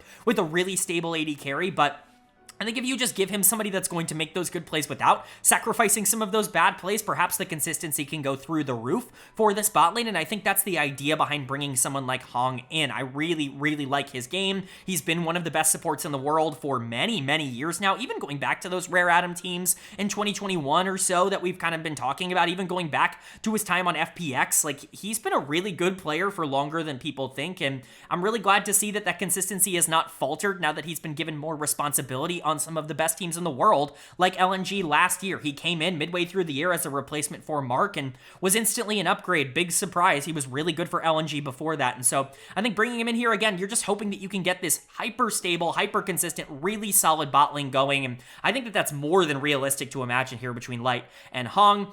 Fortunately for Weibo, if you're looking for the trademark, coin flippy behavior that this organization has very much been known for, you definitely still have that on the top side of the map, even if you are bringing in more consistency in the bot lane. Zhao, who's still here in the mid lane, he's going to fall all the way to the number 8 mid laner. Like, this is pretty generous given what his tape was last year. There were definite sections of the year, specifically at the beginning of summer, where he was like a bottom 3 mid laner in the entirety of the LPL. Like, he was genuinely just getting destroyed in lane. He could not survive even a little bit. Laning has never been his strength as a mid laner. He's always been somebody that's been more practiced as a team fighter. That's always been his big strength, which is why he worked well with players like Uzi in the past, but he's just not a good laner at all anymore. Like, he's like a bottom 5 laner in the LPL. His survivability is entirely predicated on the idea that Tian is pulling pressure away from him in the jungle, and I think that that's actually something you can rely on a bit more with Tian than you were able to with Tarzan. Tarzan did end up filling that role very well, I would say, for Weibo, but that's not his natural disposition. That is Tian's natural disposition, and we'll get into that in a second, but hopefully Xiaohu can just be fine this year. Again, coming off of by far the worst year of his entire career, in my opinion. He's still a legendary mid laner. It's hard hard for me to rank somebody who's had as much success as Xiaohu has had any lower than like 7 or 8 in terms of his position, but he was a huge hindrance to this team last year. He was a big reason why they almost ended up missing the World Championships, and hopefully that ends up turning around once again in 2025. But again, Tian coming in hopefully can just make all of that easier. He is the most greedy player in the world. That is the Tian scouting report if you want it. He is a multiple-time MVP at the LPL level because domestically he has been able to dominate competition, because really what he does better than any other jungler in the world is not give anything over. When you think about Tian's style, especially back on Top Esports last year, but even throughout his entire career, going back to the FPX days, what he has always done is say, why can't we just get every objective? Why can't we just win every lane? Why can't we just take every fight? Like, why do we have to sacrifice something in order to gain something else on the other side of the map? He takes the core idea of League of Legends and says, like, screw that. If we're so much better than the team that we're playing against, then we can send, 3 people up to Void Grubs to start taking that, while 2 people contest around Dragon and make sure that they can't trade for that. It's a really, really risky strategy, and we've seen the best teams in the world be able to take advantage of that on things like the world stage, but domestically, it's certainly been something that's brought his teams a lot of success, and this is a domestic ranking. At the end of the day, I'd love to sit here and say that, I think Tian can be a guy that can carry a team to a world championship, but I think it's hard with his playstyle to be the one to kind of do that. Domestically, he's going to carry teams pretty consistently to top 2 and top 3, basically regardless of what he has around him. And so, again, bringing that back into the idea of you have a very stable bot lane that can, win a lot of fights 2v2, and I think will be very strong in lane. You have a mid laner who just kind of needs time in order to get to the part of the game where he's good. I think Tian kind of fits really well into that role, and I really like bringing him in here as a replacement if you were always going to lose Tarzan. And then Breathe in the top lane, another player that I wasn't actually particularly high on last year. I think his tape wasn't really all that good, if we're being entirely honest. He was not really great for Weibo. He was really good in the spring split when he was still hard stuck on RNG, but the moment he came over here and Weibo tried to build this super team together, he was one of the big reasons why they were struggling. Not nearly as much as Xiaohu, which is why he still comes in as a top 4 top laner. Also, top lane is just not a particularly top-heavy role in terms of the players that are good. It's like top 3 and then everybody else. I would love to rank Breathe lower, but there just aren't top laners that I feel better about that are still in the league, but hopefully he can get back to some of what he was in the spring split, what he's been throughout his career. He's kind of become a more feast or famine player. He was always very stable on the top side, somebody you could really rely on as, not a positive, not a negative. I mean, a positive, not a negative, I should say that, but not like a superstar, not a game breaker in the way that someone like Bin was, but someone that could play really good weak side top lane. He's not that anymore. He definitely kind of needs to be more strong side. He definitely needs to be given more babysitting. Tian's pretty good at doing that for top laners, and so I don't think that's going to be a huge issue for this team, but the solo laners are the reason that I'm keeping them out of the top 4. I think with other teams, one other team getting so much better in the offseason, they're kind of taking that Weibo Gaming spot, in my opinion, in the top 4, and we'll see if I'm wrong about that. If Tian and Light are excellent as a duo and can end up really creating a lot of mismatches, I would say, for this team against even other top teams domestically, then that's definitely going to change my opinion. Hong, I think, is a really good addition, but so long as I have concerns about whether or not the solo laners can be top 4 in their role, that's going to keep Weibo out of like top 2 or top 3 contention. But that's going to bring me to my number 1 team in Group B, and I don't know if this is controversial. It really shouldn't be, in my opinion, but, we'll see. Demacia Cup may have changed some people's minds. It's LGD Gaming coming in as my number 3 team in my power rankings. I do think they are a top 3 team on paper in the LPL. Some people are going to talk about why they think the fit between some of these players isn't particularly good, and a lot of people are going to point to their loss to Thunder Talk, who, spoiler alert later on, they're not a particularly well-ranked team in my power rankings. People are going to talk about how that doesn't look good on their resume, but first of all, best of 1, come on. Like, let's chill out. Let's not overreact to a best of 1 loss. Anybody can lose a best of 1. We've seen really great teams lose best of 1s to really bad teams in the past in every single region, and so, I'm not going to sit here and say that LGD Gaming is doomed because they lost that game, but it is certainly something I'm going to keep in mind, and something that I think could illuminate why this team fails if they do fail. I'm not going to predict that they're going to fail because I think you just have a track record too good for too many of the players on this team, but we'll get into it. Let's talk about it. Their lineup is looking like Ale in the top lane, Shun in the jungle, Scout in the mid lane, Pays at AD carry, and Missing at support. obviously, this is a pretty big punch up, I would say, from JD Gaming. This is a pretty big decision that they made. They had kind of a crossroads offseason, if you will, because they had a couple of options. Basically, everybody on this team was always going to leave. Ruler and Kanavi looked like they were basically always out, and they were such, core influences on how this team developed over the past couple of years that you either could have gone in two directions. You could have invested into some young players. You had someone like Sheer under contract, and you could have said, okay, he's going to be kind of a core part of our rebuild, and perhaps we can keep missing around to help a new AD carry come in. Perhaps we get like good talent like Assume, who have, proven to be pretty decent at this level to come in and try to build around a young core. Or we can say, screw it, we're going to spend a ton of money and we're going to try this whole super team thing over again, just with players that aren't the ones that we had the last time that we tried to do it. And that's the route that they ended up going down. They said, well, we don't have Ruler. Ruler's going back to Gen G. That means Pays is available. Let's bring in Pays. Oh, Scout is now somebody that is on the table to be able to be brought in. Okay, let's bring in Scout. Shun was just in World Finals and was a big part of why the team was in World Finals. Let's bring him in. Ole's been one of the best top laners in the LPL throughout his entire career. Let's bring him in. This is not a, rebuild. This is a retool, and they are firing to try and win Worlds once again this year. I do think it's possible for this team, but there are some things that hold them back from being top 2, in my opinion. Obviously, I think the main ones are going to be just inconsistency with some of these players, but missing being the one player that you're bringing back is not exactly the biggest ringing endorsement at the current moment. His 2024 was not great. It wasn't horrible. He wasn't, awful. He wasn't actively losing games for this team, but Ruler was doing a lot of the heavy lifting in the 2v2 for JDG throughout all of last year, and I think Missing probably had his worst year, I would say, overall in 2024, ever since becoming a top tier support, ever since really breaking out with that first final playoff run of WE and then really coming over here to JDG that first time. I think that was really the breakout for Missing. I think this is the worst he has played since then. We'll see if that ends up being something that actually translates into 2025, but he's gonna rank number 4 for me. He's not coming in as an A-graded player anymore like he would have the year before. He's coming in as a very, very good support that can get back to that top 1, top 2 role, but is clearly playing worse at the moment than the top 3.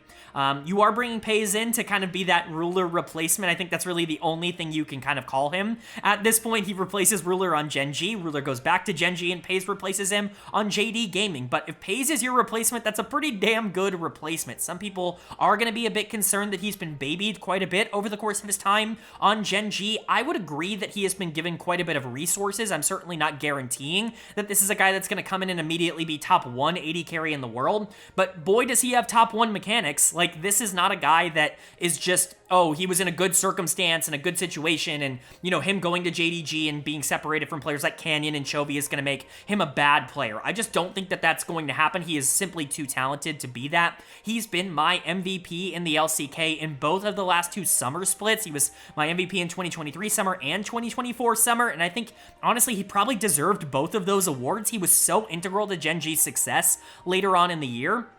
And obviously, people are going to point to how that team didn't exactly perform phenomenally at Worlds, but if top 4 is oh my god, this guy sucks, then I don't know what to tell you. He can be a player who easily gets this team to top 4 at the World Championships. I think he is that good. He's a top 10 player in the world as of right now, and again, as a replacement, that's really not a bad thing to say. I don't think he's better than Ruler, but I think he's about as good as you were ever going to get in this spot, and it always felt like he was going to team up with Scout in the mid lane, and if these two were always going to be together, JDG is going to be very happy they landed the duo. Scout coming in is a major positive. I've seen some people talk about Scout as if he was bad last year. This dude almost won MVP in the summer split. Do we forget about that? I get that LNG was a bit of a disaster for parts of last year. Spring was not good, and Scout was a big part of that. LNG was really bad in the group stage, or the first stage, I would say, of the summer split. The group stage we're in now, the Group A, B, C, D stage. He was not very good in that stage, and it was a big reason why LNG kind of had to crawl their way out. But you look at Group Ascend, and you could make a real argument that Scout was the single best player in all of Group Ascend. And I don't even think it's really crazy to say that. His ending to 2024 was excellent. He did end up making Worlds, and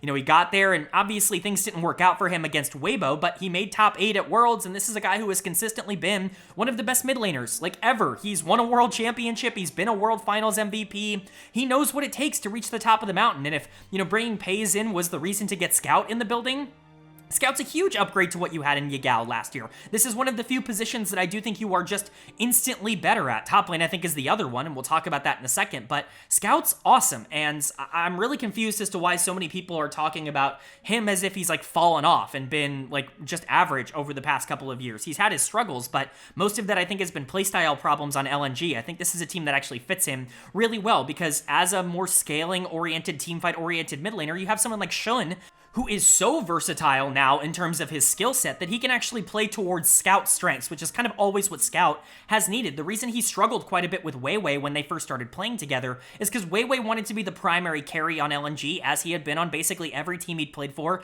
in the past, and Scout just doesn't really play that facilitative type of mid lane role. He really needs to be a resource gatherer, and Shun has shown over the course of his time, especially with Knight on Bilibili Gaming, that he is more than willing to play things like Sejuani and Maokai at a pretty decent level in order to make sure that his mid laner is comfortable. I'm not saying that he isn't like a primary carry player. The Kindred and the Nidalee are the two picks that you associate most with Shun as a player, but what I'm saying is that he has shown that if it means they can win games, he is more than willing to take a back seat, and he's actually really, really good in that role when he does commit to it. I think this is a better fit than Scout had on LNG with Weiwei. I think this is a, equally good fit for Shun as he had with Knight in Bilibili Gaming. I'm not saying that either are going to be as successful as they were in those two stops, because it's just hard to know, but I don't really understand. People have been talking about this fit being bad, and I just don't agree with that. Like, the too many cooks argument, I just don't think really applies here. The only time I could think that could ever be a problem is with Scout and Pays, because I do think both of them have just kind of been resource gatherers throughout their career, but Pays, I think, can transition into being a lower resource AD carry.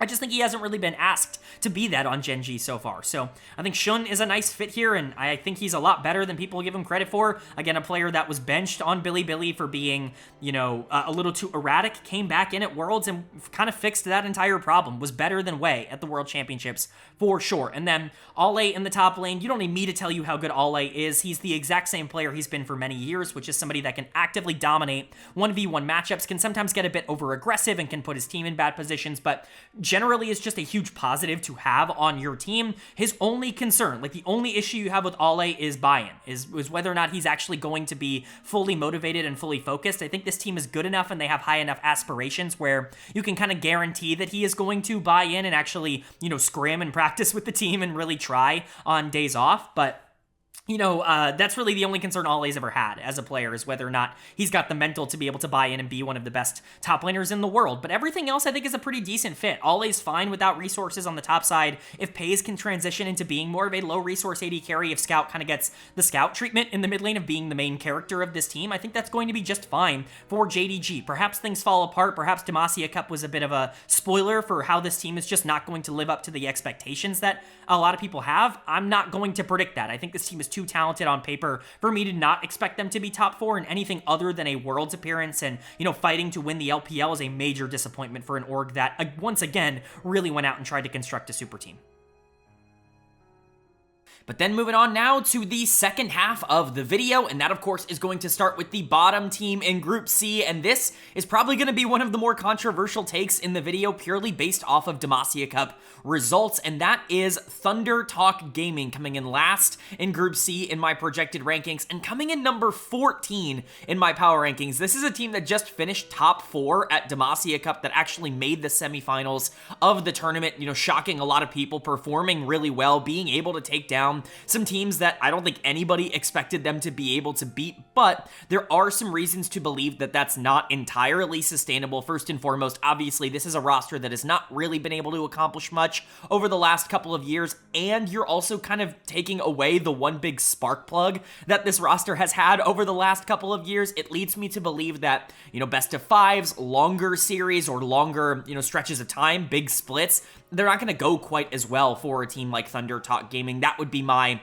expectation, and I'll, again, get into the individual specifics of that as we go throughout the team. But their lineup is looking like Hoya in the top lane, Beishuan in the jungle, Satab in the mid lane, 1xN at AD carry, and Feather at support.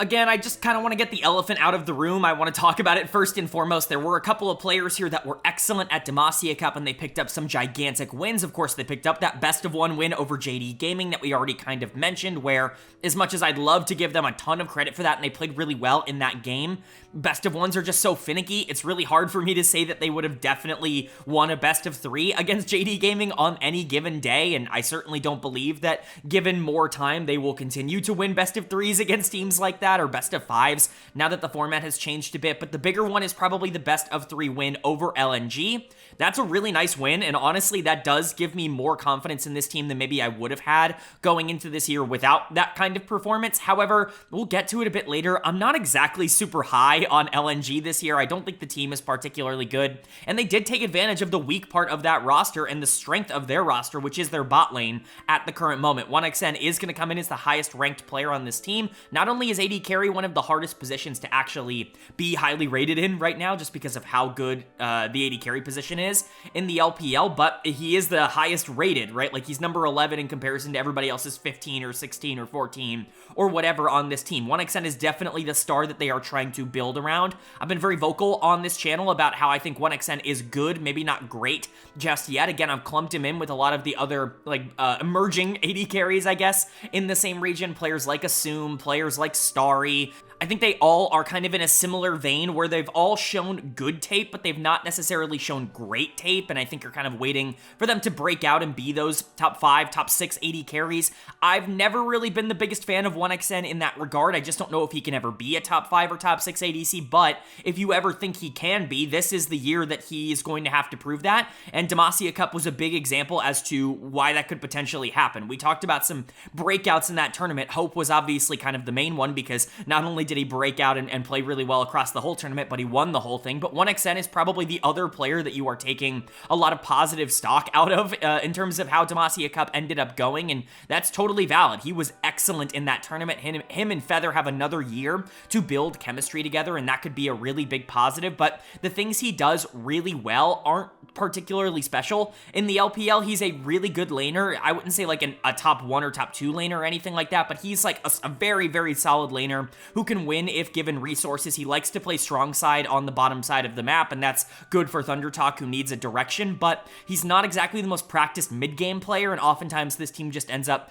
spiraling out of control in the mid-game, and at least that's what they did last year, not changing 4 members. I think that will likely be the same, especially because your star player in the mid lane is gone here in UCal, but 1xN is the player that you're hoping can make that big breakout, and again, if this team is going to overperform this number 14 and get anywhere close to what they were in Demacia Cup, it's going to be 1xN having that big breakout year. Kind of goes alongside Feather. Feather's a player I've liked in the past. I liked his LDL tape a very long time ago, but his LPL tape has never impressed me at all. In fact, I was pretty willing to kind of dog on him quite a bit last year because I just don't think he played particularly well for ThunderTalk, and maybe these two developing more chemistry is going to help that. He has shown interesting parts of him in the past, starting for teams that maybe needed some sort of spark plug in the support position, but again, it's just never really clicked at the LPL level. Maybe you can get something out of him that I haven't seen so far. Maybe this is the year that the bot lane looks good, but this is another reason why I'm just not expecting 1xN to suddenly become a top 6 or top 7 AD carry in the region, because I just don't know if Feather is the kind of support that can really enable that at a top level. Maybe I'm wrong. I would love to be wrong. ThunderTalk's an interesting bot lane, but everything else I think is pretty clearly not particularly good, and even they had their own struggles in Demacia Cup. Hoya was actually pretty good at the tournament, but he is going to come in as the worst top laner in the league for me, because how can you watch any of the tape that he has put out over the last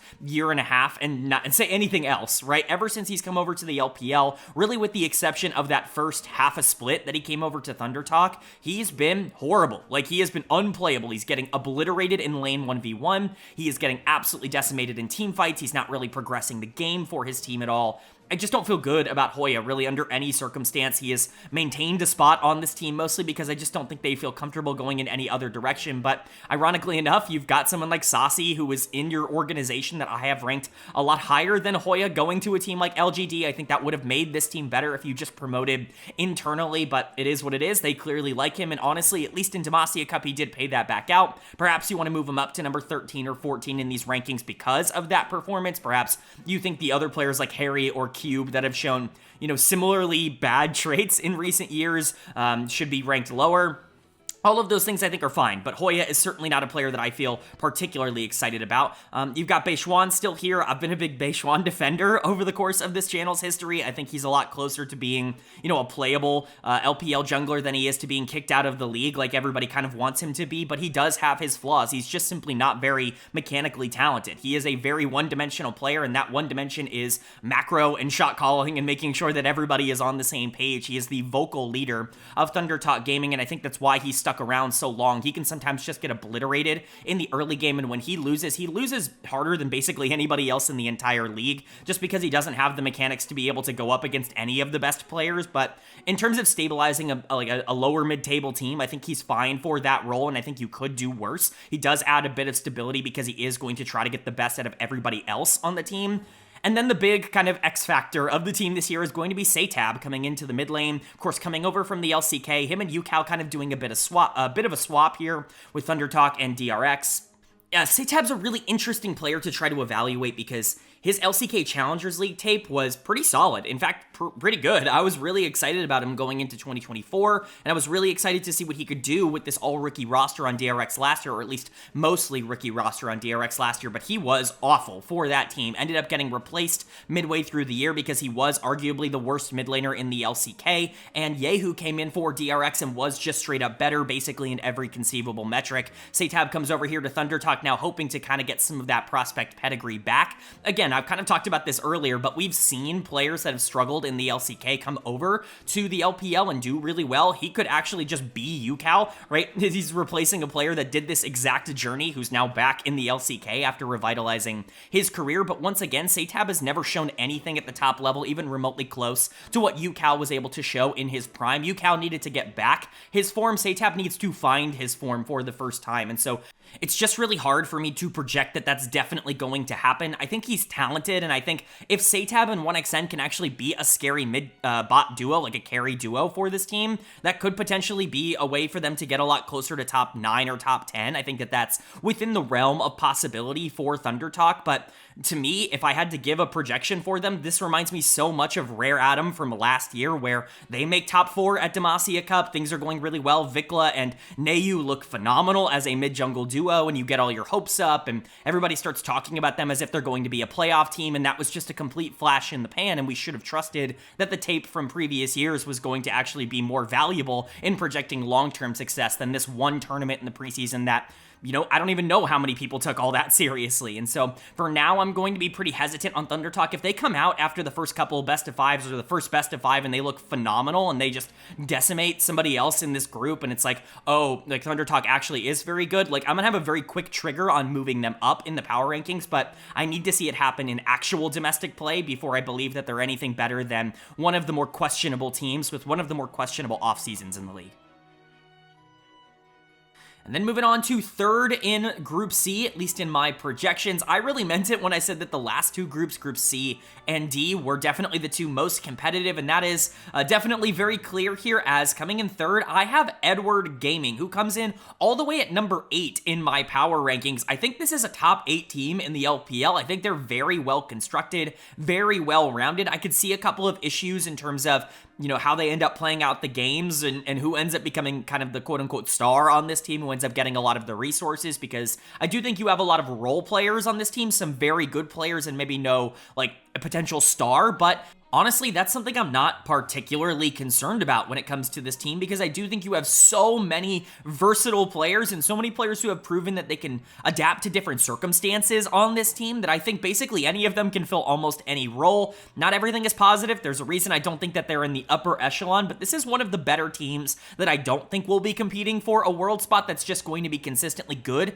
throughout the entire year, and I think there is a chance that they end up making top 2. So let's go ahead and talk about it. Their lineup is looking like ZDZ in the top lane, Xiao Hao in the jungle, Angel in the mid lane, Assume at AD carry, and Wink at support. First and foremost, I'm so sorry about the player portraits. This is the absolute best that we can do with the media day that Edward Gaming had. No other team is going to look nearly this bad in terms of the player portraits on the screen, so quick apology there, but blame Edward Gaming, don't blame us. Talking about the team actually now and what you can expect from them moving into 2025, I think there is a lot of optimism surrounding a couple of the players. I think obviously there was so much negativity surrounding their 2024, this being one of the most prestigious and historic organizations in all of League of Legends, let alone the LPL. For them to be so bad over the course of last year, for most of last year to be the worst team in the LPL, it really kind of sat poorly, I think, with them, and they wanted to go out and basically do something entirely different. And like I said, this is kind of role player all-stars, the team. I think that there are so many players here that have been good, maybe not great, but one of the players that I really do like that you're bringing back, and the only player you're bringing back here, is Wink in the support position. This is awesome. I think Wink has adapted to being a support super well over the past couple of years. He started out very poorly. His first split, I remember, as a support on Invictus was just simply horrendous. It was really, really difficult to find any sort of good in his tape, and it really took him a while to get comfortable with it, but the moment it clicked for him, it really clicked, and he has become a really solid support. He can play basically any style. I think he's most comfortable on hook champions, engage champions, things like Nautilus and Thresh and Leona and things in that vein. I think that's always where he's going to be most comfortable, but he can play basically anything. We know he has the positioning to be, a little bit more of a backline, player if you want to play an enchanter, because he was an AD carry for so long, but he has really become one of, I would say, the most consistent supports in the entire LPL. Maybe not a star, but very much like right on the border there, like a solid B player that any organization would be happy to have. And I think that's really important, because the one player that you're kind of hoping breaks out this year for you, very similarly to what we just talked about with Thunder Talk, is Assume in the bot lane. You're kind of waiting for that big breakout. Reddit has been anointing this guy as the next superstar AD carry of the LPL for, 2 or 3 years now. Again, I've always been a lot lower on him, going back to the LGD days, obviously on Rare Atom last year. I've just never really felt that Assume was ever going to be that guy where it's like, oh, he's become a top 5, AD carry. He's going to be competing with players like Light in terms of how good he is. I just don't really see that in the tape. I see a super stable, very consistent ADC that doesn't have the highs of a lot of the other AD carries that you're looking for. Now, some of those could be a little bit easier to access here. In my opinion, this is very clearly the most talented team he has ever played with, and Wink is likely the best support he has ever played with, and so if he's ever going to get that version of him, it's probably going to be this year. But he actually comes in as my number 10 AD carry, not only because ADC is a very difficult role to end up ranking highly in with so many very good mid-level ADCs, but also because I just don't see superstar upside in him, contrary to, I guess, what a lot of the other LPL fans kind of want to see. If he is just very good on this team, if he performs kind of similarly to what On was for Wink for a very long time, then I think that's going to be more than fine. I think On was incredible last year, and I was shocked that he didn't have a team, but Assume can fill that role. I think they're similar in terms of their skill sets, and I think, hopefully he can come in and actually just be a solid positive for this team, if not something that could turn into a top, 6 or 7, what star he was last year for OMG. The other part of the team that I'm really excited about is Angel coming into the mid lane here. Angel is somebody that I've done a complete 180 on this channel. I was really not a big fan of Angel back during his pseudo prime, his quote-unquote prime in 2020 and around that time when he made World Finals. I was really not a big fan of his game. It really felt like he was the weak link of that Suning roster that did end up making World Finals, and it felt like he never really was able to generate his own sense of pressure. He was kind of a resource-heavy player that wasn't quite as dominant as a lot of the other mid laners, not quite as mechanically talented as a lot of the other mid laners, and that kind of carried over to his time on RNG a couple of years ago. But the moment he joined Ninjas in Pyjamas in summer of 2023, everything looked phenomenal. He was excellent on that team, like a true all-pro MVP contender caliber mid laner for that Ninjas in Pyjamas team in summer, and there were moments where he looked like that for OMG last year. I think obviously the wheels kind of came off down the stretch of the year, and there were some positives and some negatives. He ends up getting benched midway through the split for Lin Fang, but overall, I still like Angel. I still think he can come in and be a positive for this team. He has shown that he can be a resource-heavy carry if you really need to invest in him. He has shown that he's very good and much more comfortable, I would say, playing as a low-resource carry, though, in the mid lane and playing for the rest of his team. I think he's just a good fit with the rest of this roster. Maybe I would like him to be a bit more aggressive in terms of how he plays 1v1 matchups, because I do think sometimes he just doesn't push his advantages nearly enough and lets the enemy get back into the game when he does have a lead. But at the end of the day, that's kind of a nitpick. This is is a good player. Again, not a great player, but a good player, someone that a middle tier team is going to be very happy to have, and that's kind of the general theme, I would say, of Edward Gaming. And then you've got the duo on the top side, ZDZ and Xiao Hao. It seems like they're just going to play everywhere together. I assume that they are just best friends because they're following each other to every single team, from AL to Weibo, now to Edward Gaming. But obviously, anybody who follows the channel knows that I love Xiao Hao. He's been one of the biggest channel darlings over the past couple of years. I just think his game is super applicable. He is more versatile than he gets credit for, but really at the end of the day, he is a carry jungler. I think this is such a perfect set of circumstances for him to re-break out and become one of those players that does get some offers and some looks from some of the top teams, or just kind of turn Edward Gaming into a top team. It reminds me so much of that year on AL back in like 2022 and 2023 where he just completely emerged. Now, there are some concerns about his playstyle that came out, I would say, on Weibo Gaming over the past couple of years, that he isn't quite as good when he is not the primary shot caller on the team. It very much felt like when he's not the one dictating the tempo of how the team ends up playing, that he doesn't feel quite as comfortable in that circumstance. But I think he will get that role on Edward Gaming unless Angel or Wink takes it. I assume Xiao Hao is just going to be their tempo player, and I think that that makes a lot of sense for being able to carry them through the early game. The other major concern, is that his spring splits have always been worse than his summer splits. He's kind of the god of summer, in my opinion. He always breaks out towards the end of the year and has a phenomenal back half of the year. But now that we're looking at winter and spring being a bit longer, and Edward Gaming obviously looking for results rather quickly, Xiao Hao has never really played his best league at the start of the year. It usually takes him some time to ramp up, kind of the opposite of someone like Shanks in that regard that we always criticize for struggling down the stretch of the year. Xiao Hao is always somebody that really starts to play his best when, he's gotten a lot more experience with the rest of his team. That is something that I'm going to be looking out for here. But again, if this team needs a carry, I think the most consistent one, at least at the start, is probably going to be Xiao Hao, unless Assume can just instantly become that from day number one, which I'm just not assuming, pun again, entirely intended. I'm just not assuming he can do that from day one. So Xiao Hao Angel, very exciting as a mid-jungle duo. Assume and Wink, very exciting as a bot lane. ZDZ, probably the weak link of the team here. I'm just not a big fan of him. He keeps getting a ton of offers and a ton of jobs from a ton of different teams, moving from AL to, of course, Weibo Gaming and then to FPX at the end of last year and kind of being with them for that playoff run. It felt very strange that they would go in that direction, considering the way that their team had played, but it ended up working out. ZDZ was fine for FPX. I just don't think this guy is anything other than, at best, like an average top laner. He doesn't really do anything extraordinarily well. He's good on a weak side. I think that's definitely his strongest suit, is that he doesn't really need resources in order to survive, but he can't really carry games. He's never going to dominate a 1v1 matchup. You can't really give him last pick because he doesn't take advantage of it nearly as much as other top laners will. I just don't really love his game. I'm not blown away by him. I think if this were a worse team, ZDZ would feel like a better addition, but because, Edward Gaming, I think, has a lot of other options. EDG has other players that they can play through. Xiao Hao, Angel, and Assume all can carry games on their own. I think bringing ZDZ in makes me feel a bit more comfortable because he can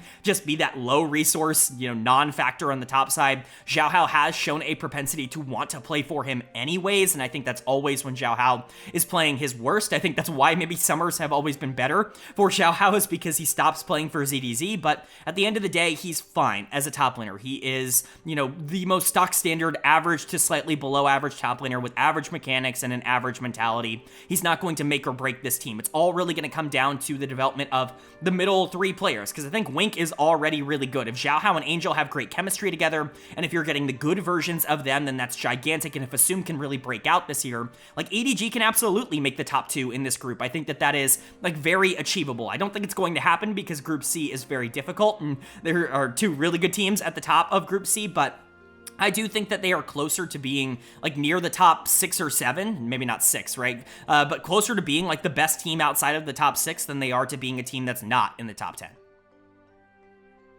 But moving on to the team that I do think will get top 2 in this group, although not super confident about that, it's going to be LNG Esports. They come in one spot ahead of Edward Gaming at number 7. I think them and EDG are very similar. The only reason that I'm giving a bit of credence to LNG over EDG is because I do think that they just have a better top side of the map, or at least a more consistent top side of the map. Everything else I think is very much up for debate in terms of where you want to put your favoritism. I think these two teams are very similar in terms of power level, in terms of, how good they are, and so We'll see how it ends up going, but for now, I just have LNG very slightly favored. So let's go ahead and talk about that. Their lineup is looking like Zika in the top lane, Weiwei in the jungle, Haichao in the mid lane, Photic at AD carry, and Zhuo at support. I'm going to be super real with you guys. I'm really not a big fan of this team. I think this is the worst roster that LNG has put out, basically since they started becoming like big spenders in the LPL ever since kind of the name change over to LNG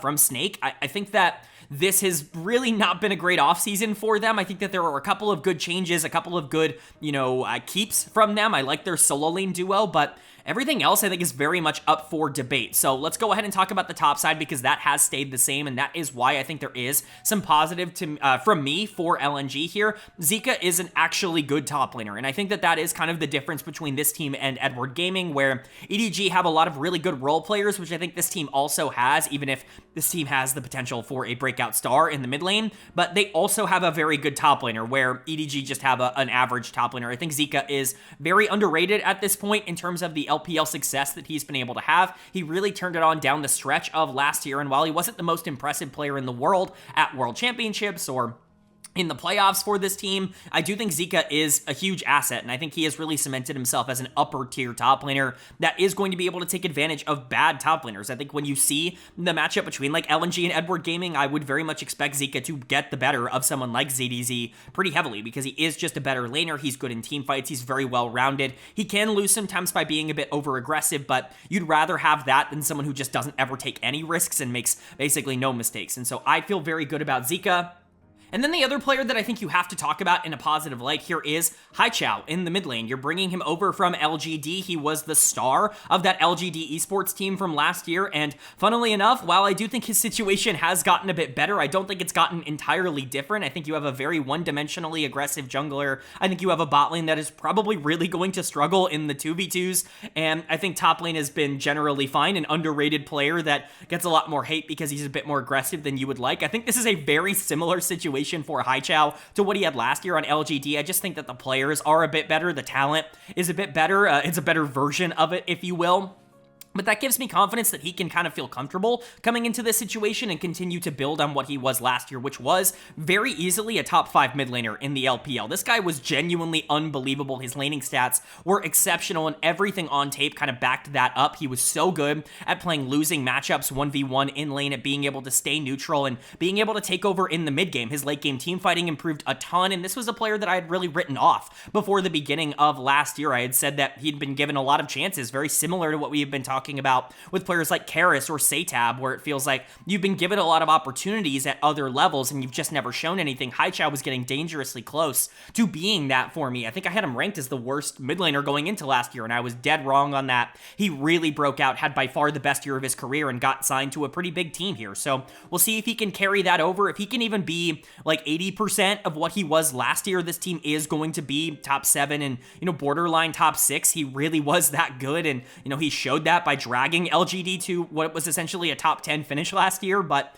he's going to have to do a lot here because I do think he is once again going to be the primary carry on this team. He does have better, I guess, more well-rounded talent and more experienced talent surrounding him, but like I said before, I don't think the situation is really all that dissimilar to what he had last year, where he's going to have to take a lot of the resources and really be the consistent carry of this team for a majority of the split. But that brings us to some of the other players, the players I'm less confident about. I think the solo lanes are the strength for LNG, at least on paper. Weiwei is coming back here in the jungle. I think this is fine. I've really never been a big fan of Weiwei as a player. I think he is very overrated, and I think last year kind of was a crashing back down to earth type of moment for him as a player. He's never really been in a position where he isn't the primary carry or the primary option that the team ends up playing for, and obviously playing with Scout, that was never really going to fly. Scout is probably the most resource-heavy player in the entire world, and Weiwei really struggled to adapt to that. He was put in situations where he was basically either forcing Scout to play super aggressive in the early game to match his own tempo, which Scout wasn't very good at, and it really made Scout look horrible, or Weiwei was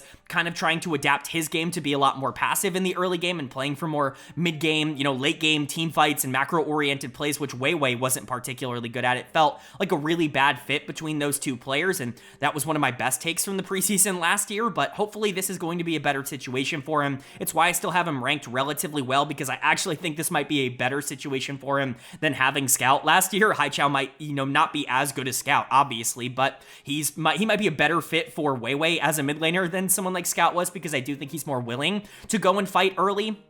We'll see if that ends up being something. If Weiwei can get back to the form where everybody was praising him after making World Finals in 2023, then, we'll start to talk then. I was never really the biggest fan of his, because I do think he was kind of the biggest hindrance on that Weibo team during their World Finals run, but he still is a fine enough player, even if I'm not particularly exceptionally excited about him. He's very, very aggro, and that is going to kind of define the tempo of this team, in my opinion. And then you're bringing in Photic and Juo, the duo from Ninjas in Pyjamas last year, and I believe the year before as well.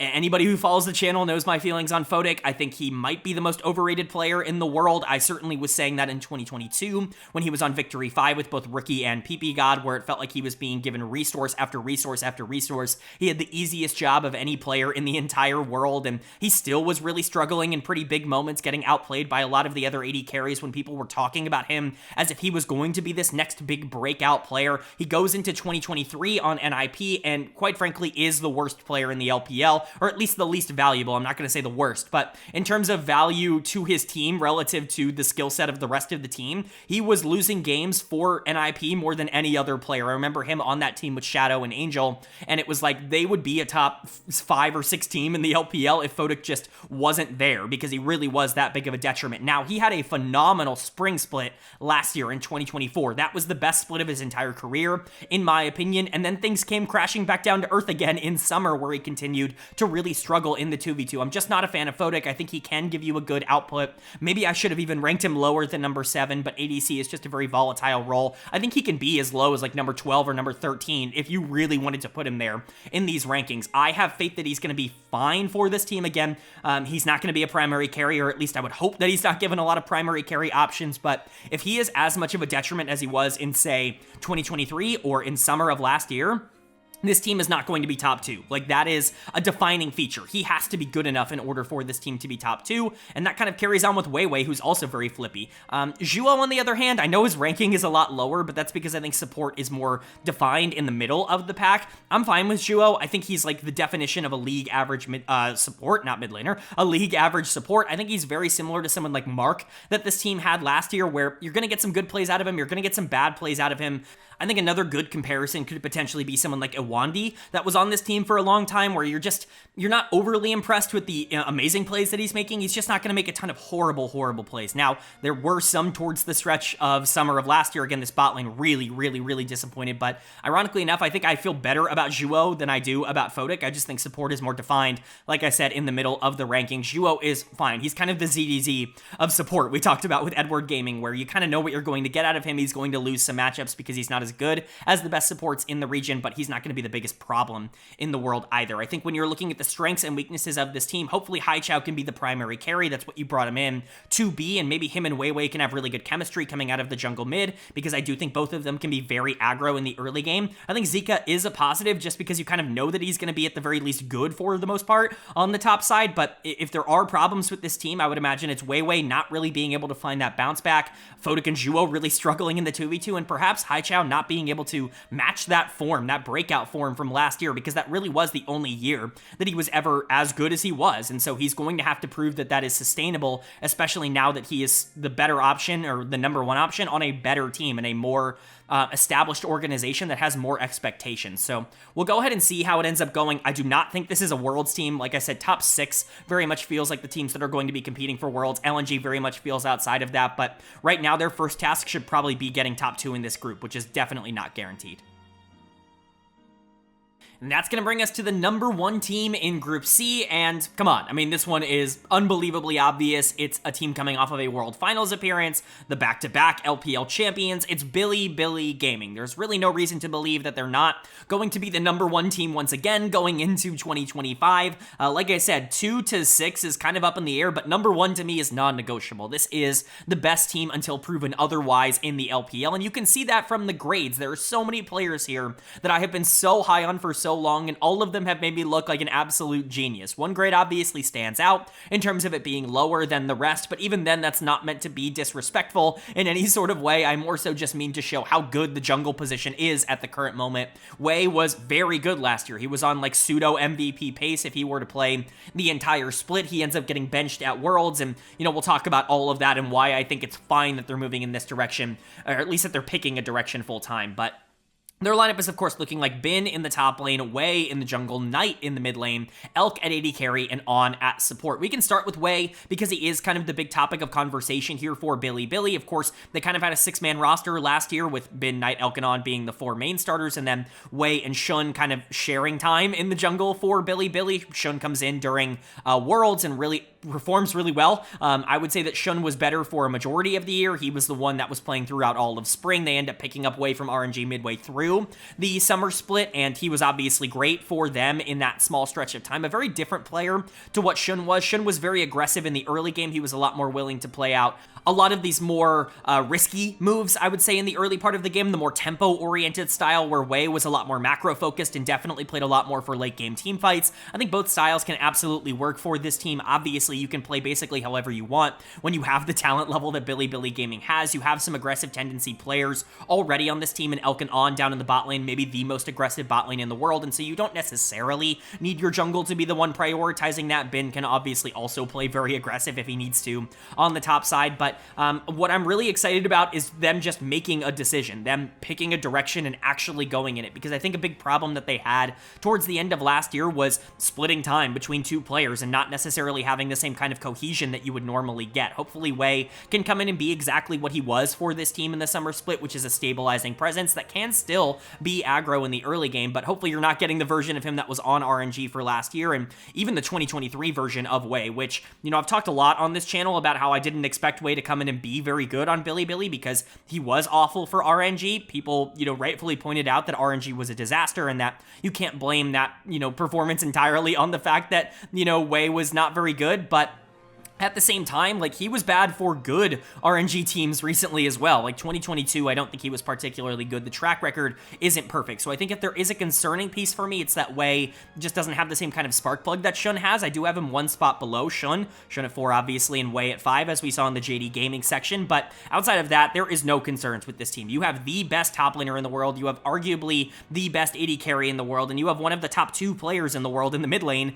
in Knight. I think there's just really no other way around it. This team is going to be able to dominate. Bin is the best top laner in the world. It's not really all that debatable. I think he's starting to make a case for being the best top laner of all time. I think he's certainly going to be in the conversation. He's now made 2 world finals and has consistently been able to dominate domestic playoffs as well. If there is one knock on Bin as a player, it's that sometimes he doesn't take the regular season as seriously as he does some of the more important games. He can definitely mentally check out, especially if his team is already really good and is performing really well. There can be some later half of the regular season games that just aren't as prioritized by him individually, mentally, but that's really the only complaint. When he is locked in, he's the best top laner in the world. When you're looking for a style, what Bin does better than any other top laner, maybe in the history of the game, is play late game team fights. I know he's really good in lane, and I'm certainly not trying to downplay his ability to 1v1 or even play out the mid game, but he is the best team fighter out of the top lane position that we have ever seen. I truly do believe that his ability to dominate 5v5s, find flank angles, and really break open games is just unstoppable. We've seen it on champions like Gangplank and Gwen in the past. I think those are really the ones that I most associate with him individually as a player, but he can do everything. He is so versatile. You don't get to be the best top laner in the world if you're only good in late game team fights. He's good everywhere. He dominates lane, and he's able to turn that lead into major advantages, more so than any other top laner in the entire game. You've got Knight in the mid lane. What do you want me to say about Knight? I've gone on and on and on, no pun intended with on in the support position, but I've gone on and on and on about Knight over the course of the last few years, talking about how I just don't understand why people want to try and dispute his legacy. He is probably the best mid laner in the history of the LPL already, and I think he's going to continue to get better. This guy is a top 2, a borderline top 1 player in the entire world, and when everything's clicking, there's just nobody that can actually compete with him in terms of mechanics. He's a lot more versatile. potential than people want him to be, and he's won literally everywhere that he has gone. There has not really been a time ever where he has been, like, bad for the team that he has been on. I know people are going to talk about the fact that he's never gotten the job done, but he just went to 5 games in the World Finals against Faker. Like, I don't really know what else you want him to do. He was excellent in their Worlds run. This is the #1 mid laner and the #1 player in the entirety of the LPL, and I've gone to bat for Elk a lot over the past year. I think he was the best AD carry in the world last year. He's going to come in as the #1 AD carry in the LPL. Going into this year, he is super aggressive. When you look for, playstyle tendencies, he very much fits the LPL AD carry model that Jackie Love really helped establish, where he's going to take a lot of risks and he's going to put himself in some compromising positions, but he's just simply so talented that he ends up getting away with it. I think he's really unlocked more of himself over the past year or so because they've been more willing to play through bot lane with Wei in the jungle.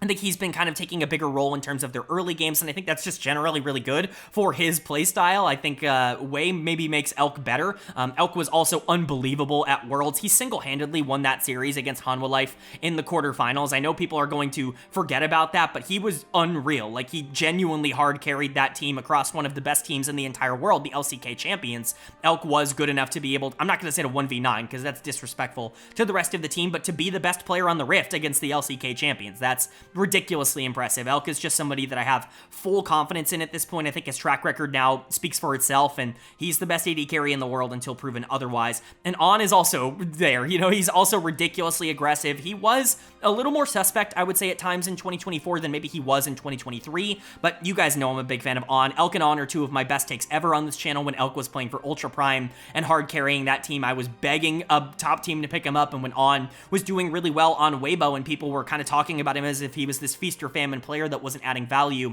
I was really pushing back on that narrative as well. So Elk and On being together and being such a good duo, I think has been really positive. When you think of On, I think of ridiculous, crazy, playmaking. I think of Blitzcrank, I think of Thresh, I think of Nautilus, I think of his ability to just kind of create something out of nothing. Now, sometimes that does come back to bite him, which is what it was sometimes in 2024. It's why he fell from being like a clear-cut top 10 player in the world to like a top 15-ish player in the world to me in 2024, but any given day, he can be a top 1 support in the entire world. He has that kind of talent, and he certainly has that kind of mentality, and especially with Wei coming back in, I would expect this bot lane to continue to be the early game force. But they can play through anybody, they can play through anything, they can play any style. This is one of the best teams in the world. You don't get to where Bilibili is, and, it has been consistently without genuinely being able to do whatever you want on the map. If they want to play for early game through Elk and On, they can do that. If they want to play through mid-game brilliance when it comes to Knight, they can do that. If they want to play through late-game team fighting when it comes to Bin and Wei, they can absolutely do that. They just have everything. They're so good in every phase of the game, and there's no reason to believe that they should be anything other than the heavy favorites to be the back-to-back-to-back champions going into winter. But then moving on now to our final group of the video, Group D, the final 4 teams, and coming in last, this one is also pretty obvious to me. Second and third are kind of fighting it out, but first and fourth pretty locked in this group, at least in terms of opinion. It's Royal Never Give Up. It's RNG coming in as my projected 4th place team in Group D. While I do think this team made some good additions in the offseason, or at least got some of their players back that were already going to help them in the short term, I just don't know if they have, like, the full picture to be able to actually compete at the LPL level. I have them all the way up at number 12 in my power rankings. That could potentially be too high. I could see this team doing a lot worse than 12th, because I think a lot of this, like, number 12 ranking is predicated on one player and one player alone, that being, of course, Milky Way in the jungle, who is such a positive to have, and it's really good that they're able to bring him in or bring him back, I guess, if he was on loan at FunPlus Phoenix, but everything else on this team is a major question mark, and there's really no, like, actual solidified positives elsewhere on this team. I would say that there is upside elsewhere on this team, but certainly nothing that you can hang your hat on. A lot of expectation for, again, another organization that is really trying to bounce back after a really rough and, like, uncharacteristically bad 2024. So let's get into it. Their lineup is looking like Xiaoshu in the top lane, Milky Way in the jungle, Tong Yuan in the mid lane, Jiachi in the AD carry role, and Lele at support. Once again, with someone like Jiachi, if I'm saying his name wrong, just let me know down in the comment section below. Not exactly sure how to pronounce that. LDL doesn't have English casters, and so it's difficult to get a clear idea when I'm watching tape on him, but everything about RNG this year centers around Milky Way. There is one player and one player alone that is going to determine how successful or unsuccessful this team is. Milky Way was so dominant last year for sections of the year on FunPlus Phoenix. He was an MVP finalist for me, clear choice for Rookie of the Year in the LPL, and was was the most dominant rookie that we had seen in quite a while. He was genuinely able to carry an FPX team that, while it had some talent, wasn't exactly, brimming with consistency to a top 6 finish in both splits, which is ridiculous. It's really impressive stuff from him, and, getting him back here on RNG, he was always under contract with RNG. He was on loan at FPX. Getting him back here is a huge positive, and he is going to be able to just straight up win games for this team. But the player I compare him most to kind of gives me some concerns, and that is Bo. If a lot of people remember Bo from the LEC or even his time here in the LPL, very aggressive early game player that is so mechanically talented that if he is able to generate a ton of leads, he's going to be in a really good position to end games and to carry them directly, but is not a versatile player, cannot really play as a facilitator, is not particularly good at playing for his laners, needs to be the one that's receiving a lot of the resources, and also is very prone to just making some sort of bonehead mistake at 20-25 minutes into the game that really sets his team behind, even if he's in a good spot. And don't get me started on what happens if Milky Way doesn't win early. It's an absolute disaster. He is a very limited player in terms of his skill set, but his skill set is so valuable. The thing that he does, the one-trick pony-ism of Milky Way in terms of his playstyle, is the best thing to one-trick pony, which is being really good in the early game and being able to dominate mechanically. It's the thing that you can really rely on the most. He's going to struggle against teams that really target him early. We saw that last year. FPX got a lot worse down the stretch of the year because teams realized, oh, if we put every resource into making sure Milky Way has to play from neutral in the mid game, nobody else in this team is going to beat us, and also Milky Way is not going to be nearly as effective in the mid to late game, and that was a problem. Milky Way could not really overcome that. He wasn't good in the playoffs, and that is definitely a concern here, but if he can just be a little bit more versatile, this guy can grow into being one of the best junglers in the world. He absolutely has the mechanics and the talent to do so, and he is going to be the reason that RNG wins basically any games this year, if I had to guess. The other player that I am kind of excited about here is Xiaoshu on the top side. I'm starting to waver a little bit on my love for Xiaoshu as a prospect. It was always him and Harry coming up together, and I was like, Harry's bad, Xiaoshu is good.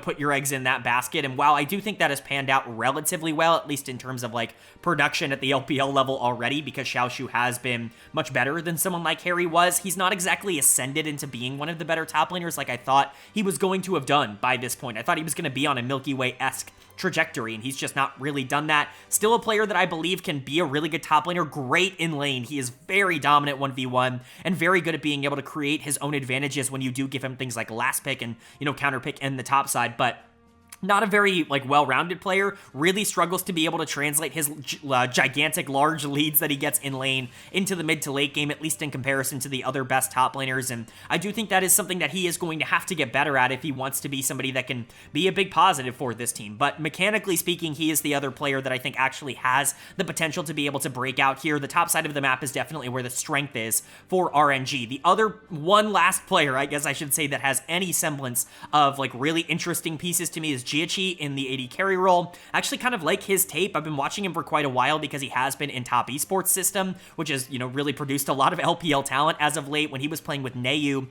in 2023, it was really, really clear how good he was individually as a player. Top esports struggled a lot more. Their LDL team did at the very least in 2024, and Jiachi was kind of on the negative end of that, but I still think this is a guy who could be, a pretty solid AD carry basically from day one if he needs to be. Maybe he could even be a superstar. We've seen some players come out of that system and perform well, but a lot of that's going to be on whether or not he actually gets any resources on this team, because I think Xiaoshu is going to get a lot of resources on the top side, and I think Milky Way is going to be such a resource-heavy player, as he always is, in the jungle, that I think bot lane's basically going to be playing weak side the entire time.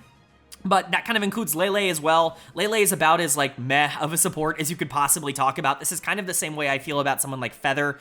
Very similar conversation in my opinion, where he's shown flashes. There have been some interesting pieces for him specifically when he was in the LDL and when he wasn't playing in the LPL, but he's just never really been able to put it together at the top level. And this is an organization that has given him opportunities in the past, and he's never really been able to make use of them. I think he's fine. He's not going to be a major net negative to the team, but he's certainly not going to be a massive positive. And I think if you're looking for a big breakout year from Jiachi, which I think is theoretically within the realm of possibility, Lele is probably not going to assist on that. I think he's just going to be a below average support. Not a horrible one, but one that is probably going to be a little bit more of a detriment than he is a positive. And then finally, the big conversation as to why I am so low on this team and why I do genuinely believe that they could be a lot worse than 12th is I think they have the worst mid laner in the LPL in Tong Yuan. There's just nothing left to say with him as a player. He ended up winning Rookie of the Year, I believe, in 2023. And I think a lot of it, or at least in Summer Split of 2023, and I think a lot of that was predicated on the fact that he was coming in and like swapping in and out with a couple of other mid laners, and they were putting a lot of responsibility in this big organization on a player, and, you know, he was getting a lot of resources in that regard. He was kind of the main character, but ever since then, like, I didn't think he was very good in 2023 spring when he was given an opportunity, and he was awful last year, like very, very clearly one of, if not the worst mid laner in the LPL. Don't really know what the case is for why he is still starting here. I don't believe he has shown anything to convince me that he still deserves a starting spot in the LPL. This is like a C minus type of player, and, you know, we'll see what ends up happening, but for now, I can't rank him any higher than being the worst mid laner in the LPL. The big positive for him is the person that I did this for last year was Haichao, and obviously he broke out, so, you know, theoretically, Tong Yuan could have a similar trajectory. I just don't really see that. I think there is upside in him as a player, but his floor is just astronomically low. His bad games are horrendous, and I think if you're worried about Milky Way in any sort of considerable way, it's the fact that I don't think they're going to have any pressure in the middle of the map. I think Tong Yuan is really going to continue to struggle, but if Milky Way can play hero ball a little bit more, can be the main character on this team and just receive all the resources, they're going to be able to win a couple of games, which is why I have them at 12 and not at like 14 or 15, where I think they could reasonably be without Milky Way on this team. I also think Xiaoxu is fine. Jiachi is somebody that I'm interested in. Like, there are bits and pieces of this team that I think are interesting to look at, but I think the overall picture to me is concerning, mostly because I just think you have one playstyle that you probably can't deviate from. But now we get to the middle of this group, and I think this is where it gets a lot more interesting for me. I still think there is a difference between 2 and 3. I think it's pretty clear where I ended up, but it's a lot closer than it is for other groups, maybe outside of Group C. For me, coming in third, it's going to be FunPlus Phoenix coming in at number 10 in terms of my overall power rankings. And some people might think this is too high because, once again, people are going to put a lot of stock into Demacia Cup. And just as people are going to think Thunder Talk is probably too low in my power rankings, or, you know, a team like AL is too low in my power rankings, people are going to think a team like FPX is much too high in my power rankings because they might have been the single worst team at Demacia Cup. And that was a bit concerning. I'm going to be entirely honest with you. There are a lot of unknown pieces on this team that I'm kind of relying on being better than expected in order to live up to this number 10 ranking, but I do think the change in the jungle will be positive overall for them. I'm expecting a much more complete split from the top side of their map, and even if I am a bit concerned about the bottom side of their map, I do think there is like a general floor there that isn't quite there for some of the other more unproven teams, like we just talked about with a team like RNG. So let's go ahead and get into it. Their lineup is looking like Sheer in the top lane, Shadow in the jungle, Care in the mid lane, Bat at AD carry, and Jway at support. I believe it will be Shadow starting in the jungle over Sorrow. We talked about Sorrow in my offseason grades video, but Shadow did end up signing there after that video released, and it looks like he's going to be the starting jungler here. I absolutely do think that makes this team better. I think Shadow is very underrated as a jungler. I think he has been good in basically every stop he's been on. He was a hard carry for LGD for a little while, and then when he was on Ninjas and Pyjamas with Angel in the summer of 2023, and like they looked awesome as a duo. They looked like a top 5 to 6 mid-jungle duo in the entire LPL at times. Now, Shadow has obviously not played since then. He was brought into LNG, and it looked like he was going to be set up to be the starting jungler at times in the summer split. They ended up sticking with Weiwei. That kind of worked out for them. Obviously, it did work out because they ended up making top 8 at Worlds, but I think Shadow could have done even better for that team in terms of the fit. I think Shadow's a really good player, and I'm really glad they brought him in. If it is Sorrow playing here, I do think that the floor is a lot lower. Sorrow actually looked horrible at Demacia Cup, and that leads me to believe that Shadow will be the starter here, but I don't think Sorrow's tape is miserable. I think that there have been players to come out of similar roles in similar systems that have looked really good at the LPL level. Maybe Sorrow could become that, but at least for now, Shadow is definitely the guy that I would prefer to see here as the starting jungler for FPX, and it does look like that is going to be the case. A big reason why I kind of want to see that is Care continues to have more and more responsibility put on him as the mid laner here for FPX. He is like the long-standing player in this organization, the long-standing starter, at least for this team. This is his 3rd year in a row as the starting mid laner. Maybe it's his 4th. It's somewhere in that range, but this was a guy who was on a really good trajectory until last year, where the wheels just kind of completely fell out from under him, with the exception of that one playoff series that he solo won for FPX in the summer split. He looked phenomenal in that series. Outside of that, he was genuinely like a bottom 3, bottom 4 mid laner in the LPL for a majority of last year. Just didn't look particularly good, was getting outplayed in lane, wasn't really contributing anything out of lane, and that felt like a big, I don't want to say like momentum halter, but he was on a pretty pretty good trajectory before that. I was really liking his development, very similar to how we've talked about someone like Shanks in the past, or even someone like Haichao, where it felt like every year he just kind of got better until last year. So a lot of responsibility now on him, because when you look at the rest of this roster, Sheer is one of the youngest players in the league and is finally being given a starting job full-time for the first time ever. Bat is never played in the LPL. Jue is somebody who's kind of bounced around bad teams, and even if he has been good in those spots, he's not exactly experienced, and Shadow's not a primary carry type of player, or at least you don't want him to be that if you want to be near the top 10. Care has a lot of responsibility on him to be, the best version of himself going into 2025. I think it's the most important thing for this team's success. I think he's going to be a lot better than he was in 2024. But I do think there are still going to be some pains. His game is not perfect, and he's certainly not the most well-rounded or versatile player in the entire world. And so if Shadow and Care can kind of get on a good page, if they can be anything like what Shadow and Angel were, which I think is a relatively fair comparison for Care, if he can become, what Angel is as a player, I think that's going to be very good for FPX, and that is very much going to make them a top 10 team in the LPL, but a lot of responsibility on a player that is not necessarily coming off of one of the best years of his career. But one of the other reasons I'm actually excited about this team is I just love Sheer's tape. I think it looks so good on JD Gaming when he was playing in that limited time. Obviously, there are flaws. Obviously, there are issues, but this was a kid who had never played professional League of Legends before last year, getting thrust into one of the best teams in the world with some of the highest expectations in the world, playing with Kanavi and Ruler, Yagao and Missing, like these players who have been to Worlds regularly, and he did fine. Like, there were some games that he looked genuinely unbelievable. You saw what JDG saw in him in order to kind of take that punt, to take that risk.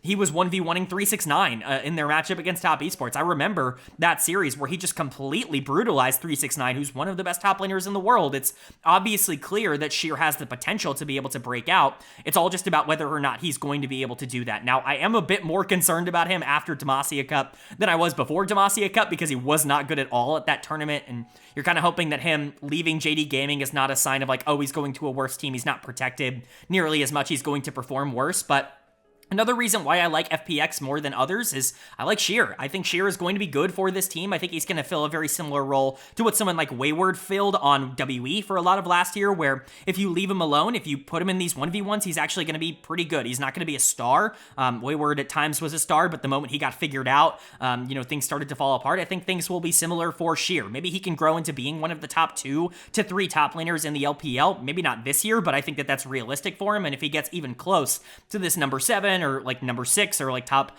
8-ish top laners in the LPL, this team is going to be near top 10, because I think the core of Shadow and Care is good enough to be able to facilitate that. But bot lane is where you start to draw a little bit more question marks, I guess you could say. Overall, Jue is obviously the more experienced of these two players. He bounced around a couple of teams last year, Ultra Prime, Rare Atom, trying to find a spot, trying to find a situation where he could lock in. He was great in the LDL. I loved him coming out of the LDL, out of Bilibili's system, and I think he did show a lot of that promise, especially in the spring split. Things weren't quite as consistent once he moved over in summer, but I do think this is a guy who can be fine, if not slightly above average at this level. 11 is a pretty decent ranking, I would say, overall for the support position. Maybe he can be as high as like a 7 or an 8 if everything were to go right, but Bat is certainly much more unproven, I would say. Max was awesome in the LDL, and their tape was actually really fun to watch, but he's the kind of player that I could definitely see struggling from day number 1, and once again, I think his Demacia Cup performance did not give me any sort of like encouragement in terms of how I expect his day 1 performance to look. I think if you're looking for a place to be concerned about FPX, Bat might be the kind of guy that just, doesn't have the mechanical talent to be able to hang at the top level. I think he has proven that he is better than like the middle tier of, or like the upper tier of LDL talent. Like, he was clearly one of the better AD carries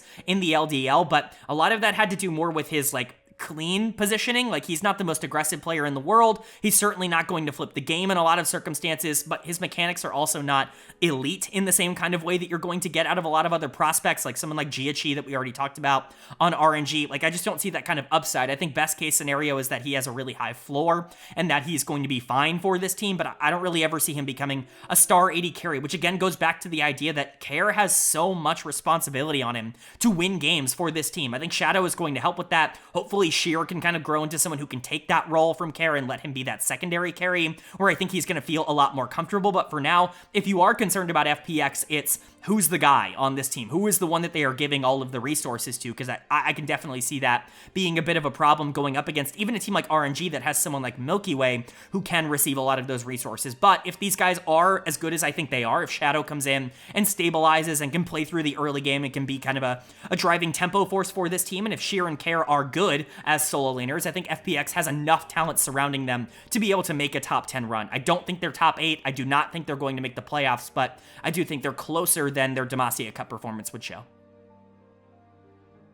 But that's going to bring us to my number 2 team for Group D, and this team just got a lot better very late into the offseason, but certainly something to take into account. It is Ninjas in Pyjamas, coming in still as my number 9 in the power ranking. Spoiler alert, this ranking actually didn't change at all when Doenb signed with the team over Nenny. You know, I know that feels weird because this team absolutely did get better in the mid lane by a lot, and I am taking that into account, but there are still some things I'm very concerned about when it comes to NIP that I think might keep them out of being one of the better teams in the league. And, you know, we'll kind of talk about that as we go through it, but I still think this is a good enough team to end up making top 8 in the first split in winter here to be able to make the playoffs, mostly because of how the groups ended up working out. I think LGD Gaming ends up getting a bit screwed in terms of being in a group with LNG, or whoever ends up missing out there, LNG or EDG probably gets screwed, and NIP is probably the benefactor of that. But this is certainly not a team that you can completely overlook.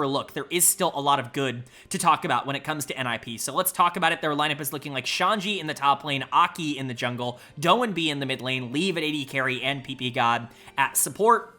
Might as well get it out of the way at the start here. Doenb is in the mid lane. He's the one player that I have not talked about really at all this offseason because he just signed like 3 days ago as of me making this video. It's genuinely insane how late into the process this decision was, but they are bringing him in to kind of solidify that mid lane spot, which did look like it was going to be the weakness here for Ninjas in Pyjamas. They still have Nenny under contract and on the roster. I think Nenny is perfectly fine as a mid laner. He's not a star. He's certainly not somebody that I would expect to break through, but I think he was a lot better last year than people give him credit for. I think his tape is actually generally fine overall. And so while I do think you're getting better here, I don't think you were as disastrous there as some people would make it out to be, but Doenb certainly does bring like a certain floor to this team. And I think if you're looking for exciting reasons to be interested in Ninjas in Pyjamas outside of the, you know, fan factor of being fans of players like Doenb, is the combination of having both Doenb and PP God on the same team. PP God obviously coming back over from OMG. He's kind of flip-flopped around and always come back to this organization. Previously, obviously, it was Victory 5, but they ended up just swapping into Ninjas in Pyjamas as far as I'm aware. That's basically the same, you know, GM and ownership group, and so PP God kind of making his big return here. And I think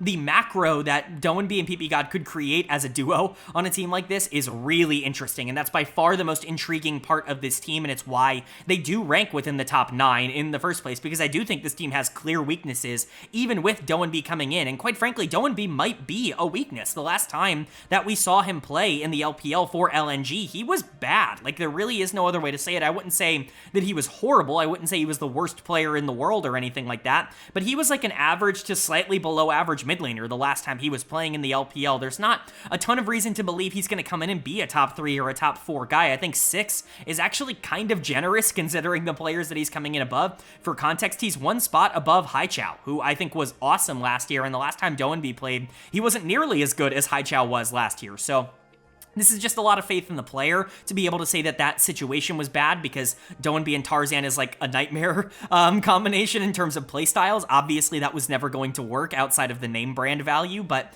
it's also the idea that he's probably a little bit more focused than he was the last time he was playing pro, and he's probably going to come in a little bit more motivated, I would say, to win here. I do think he comes in as the best player on this team, or certainly the one with the highest floor and the one with the most expectations, and I think if they are going to win games, it's likely going to be through the Doenb style of playing the map and being a lot more macro focused. But his individual mechanics are something that are kind of to be determined for me, especially because we haven't seen him play pro in 2 years. And so that's kind of the whole spiel on Doenb. I think there are some positives, are some negatives to this signing, and generally speaking, I think it's going to make this team better, but I don't think it's going to make it quite as better as, you know, a lot of analysts are going to make it out to be. But PP God is obviously the other major positive here. His first year on every team is always his best. He always overperforms so much when he's coming back to or going to a new organization. Look at his first year on Victory 5 when he was promoted up with them.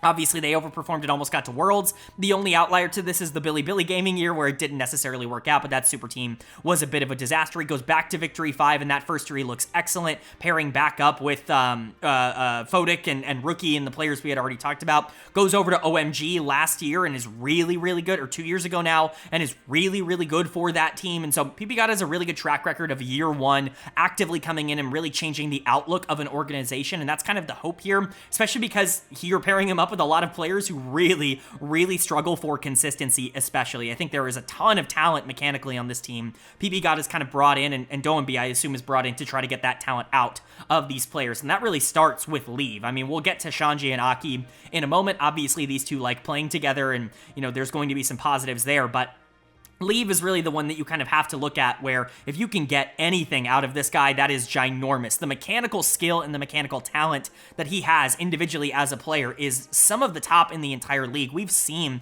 what it can look like when he's playing at a high level, when he plays with a good support like Mako, and can look great like he did on Edward Gaming in his first tenure before all of the controversy, before he got benched for all of the controversy. But ever since he's come back in, he has been one of the most wild and difficult to evaluate players in the entire LPL. When you want to talk about his playstyle, not only is he hyper aggressive, but he just makes some boneheaded decisions down the stretch. Kind of talking about what we talked about similarly with Milky Way on RNG previously in this group. Leave will have a phenomenal game up until 20 minutes where he will, without fail, just be positioned in the worst possible place and completely lose all tempo for his team. He did it like 5 or 6 times last year within like a 3-week stretch, and it genuinely made me lose my mind. It is actually absurd, the lapse in judgment that Leave has in the mid to late game. That has to clean up. If he doesn't clean that up, he's never going to be valuable to a team. He lost so many games for Edward Gaming last year purely because he just didn't understand where he could and couldn't be at any point on the map. He was just too greedy. Now, again, that's why you bring in someone like PPGod to hopefully try to get that transition to be a bit easier, because we know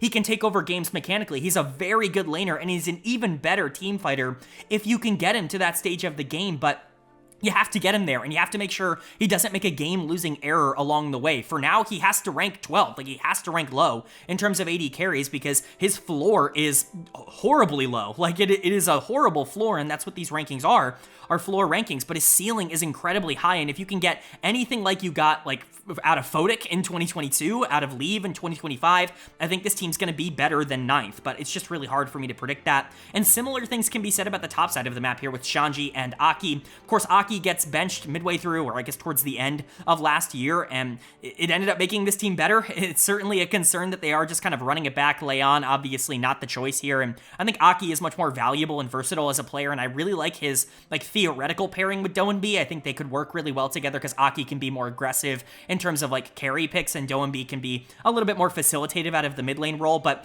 there are some major question marks about Aki because of just how bad he was for parts of summer last year, you know, warranting that bench, and how the team did get better once he was taken out. I think we've seen what Aki looks like at his best when he's playing with players like PPGod, and when he has a mid laner that, you know, can really facilitate him, and when Shanji's actually playing well on the top side of the map, as we saw in 2023, where he was a top 3, top 4 jungler in the entirety of the LPL. But it has been a full year since we've seen that, and honestly, last year's tape was more concerning, and 2023 right now feels like more of an outlier than it does the norm, and so I have to rank him as low as number 11, because once again, his floor is very low, but we have seen him be very productive at this level. And then Shanji, I mean, what the hell happened to Shanji last year? That's the biggest question mark to me when it comes for NIP. I like Doenby. I think PPGod can get at least a decent performance out of Leave, but if Shanji isn't good again, that's a problem. If they don't have any pressure on the top side of the map, that's going to be an issue. He was horrible last year for large stretches of the season, and while there were good moments, like there were, you know, old Shanji moments kind of sprinkled in here or there, it just wasn't consistent at all. And Shanji was going into the year like a clear-cut top 3 top laner in the LPL. This guy had really emerged and really kind of found that development track to be near the top of the league, to be somebody that could make Worlds, and it all just crumbled and fell apart in 2024. He has to be able to get some of that form back. The floor is now super low, comes in as my number 9 top laner, which at the beginning of last year would have felt absurd. It would have felt like something had to have gone catastrophically wrong, and unfortunately, things absolutely went catastrophically wrong for Shanji. And so, while I do think that addition of Doenby makes this team interesting, I'm not sold that Doenby is instantly going to be a superstar, star for this team in the same way that you're going to get out of players like Knight or Scout, players that typically would have been associated towards the same level as Doan B 5 or 6 years ago. I just don't know if Doan B is that guy anymore. Leave is a player that I'm very concerned about. I have concerns about Aki. I have concerns about Shanji. All this to say, this team overcame that last year and actually made the regional qualifiers. And so if you can do that last year, what's to say that what is theoretically a better version of last year's team can't do it once again this year? I think Doan B and PP God as a duo, super interesting to watch. I imagine they're going to be very macro focused, and I could very much see the mechanical talent of Leave, Aki, and Shanji kind of bleeding through because you've brought in two players that are so well known for, being able to control the map. I think there are a lot of reasons to be excited and to be positive about NIP, but there are still major question marks and concerns that leave me a bit worried about putting them any higher than number 9. And that's going to bring us to our final team of the video, our 16th team, and the team I think will win Group D. Again, not a big upset here, but I am going to go with Invictus Gaming. They come in number 4 in my power rankings. They are the biggest risers of the offseason of anybody in the world. Arguably, they're going from a team that was maybe the least talented team in the entire LPL for a lot of last year to a team that I think will be favorites to make the World Championships. I'm so excited to see this org finally back in top level action after it feels like it's been so long since they were near the top of the mountain. Really, it's been since like 2020 since this team was competitive in any way, and they're going back to their roots. They're bringing back their core solo lane duo here of the Shy and Rookie, their worlds winning solo lane duo, while bringing in quite a few other experienced players, 2 other worlds winners, if you will. So without further ado, let's get into the analysis. Their lineup is, of course, looking like the Shy in the top lane, Jeje in the jungle, Rookie in the mid lane, Gala at AD carry, and Mako at support. You can really go down the line here and see a lot of positives, but I don't think this team is quite as dominant as maybe some are going to make them out to be. I've seen some conversation about how they're going to be favorites to win Worlds. I still think a lot would need to go right for them to get into that direction, because I do think there's quite a bit of inconsistency, especially near the top side of this map. But honestly, ironically enough, I think the biggest positive and the most stable part of this map, the part of the map I feel the most comfortable in, is the bot lane. 2 of the members that aren't a part of this original Invictus team. I think you're getting the best support in the world at the current moment in Mako. He ranks as number 1 in the LPL for me. He's just this jack of all trades, master of almost all of them, that really can do anything you need him to do. If you need him to be the primary engage threat, he can obviously do that. If you need him to play enchanters, he can do that. If you want him to roam, he can do that. If you want him to play for 2v2 in lane, he can do that. He's good early, he's good late, he's just good in every phase of the game. Maybe he's not the single best player in the world at any of those things, but the fact that he is good all the time, no matter what your comp, no matter what your team wants to end up playing for, it just makes him so unbelievably valuable, especially in the modern day. I talk about this all the time, but the support position has changed so much in the last like 2 or 3 years, really, where you used to be able to just be this kind of support that could roam every single game, go mid, play with your jungle, and just kind of deal with that. Or alternatively, there were metas where it's like protect your AD carry, get them online, and do a really good job of stomping the 2v2, and that's how you would win. You can't really just pick one anymore. You kind of have to be good at everything because of the way that the map works now, that there are so many more things you have to fight for all the time. You have to have resources from lane, but you also have to be on your timers and be willing to skirmish and fight in the early game as well. You kind of have to do a bit of everything, and I think that's why Mako has really emerged again as one of the best supports in the world. I really value him, and I think Invictus got a fantastic player here. And then you're getting Gala in here. I think Gala is exceptional. It's crazy that he comes in as my number 4 AD carry in the region, because Gala is an A- kind of player. Like, he's the kind of player that can be a number 2 option on a Worlds winning team, and I think that's likely going to be what he's asked to be here at the very least in the regular season. But if you're looking for strength specifically of Gala, he's just hyper consistent. You know what you're going to get out of him game in and game out. He's a great laner, and he's probably the single best weak side bot laner in the world. The player I compare him most to, and I compare both of these players to each other, is Gumayushi. I think Gala and Gumayushi are basically the same player. One's in the LCK and one's in the LPL, where you can leave them alone on an island and you can kind of expect that they're going to be fine in these late game team fights, that they're going to be able to carry even without resources, but you can also play through them if you really need to. They're just more comfortable and more more valuable as secondary options because they allow the rest of the team to get even more resources while they still are elite level players. It's why I really like them in terms of their own team compositions. I think Gala can be essentially what Gumayusi is for T1 on this team, especially playing with someone like Mako, who I think can fill kind of that pseudo Keria role. Obviously, I think they're different players. Nobody compares to Keria in terms of his playstyle, but I think Mako's the best support in the world right now. I think you can play through a strong support and allow Gala to just kind of be that secondary piece. But it's the top side of the map that's going to get everybody excited, and it's the top side of the map that's going to get me a little bit more concerned about whether or not they're going to be consistent. As much as I'd love to sit here and tell you that Rookie is still the best mid laner in the world and is still going to be a player that can compete to be like an MVP at the LPL level, that part I can kind of get behind. There are some real concerns in terms of that thought process, at least in terms of like recent performances.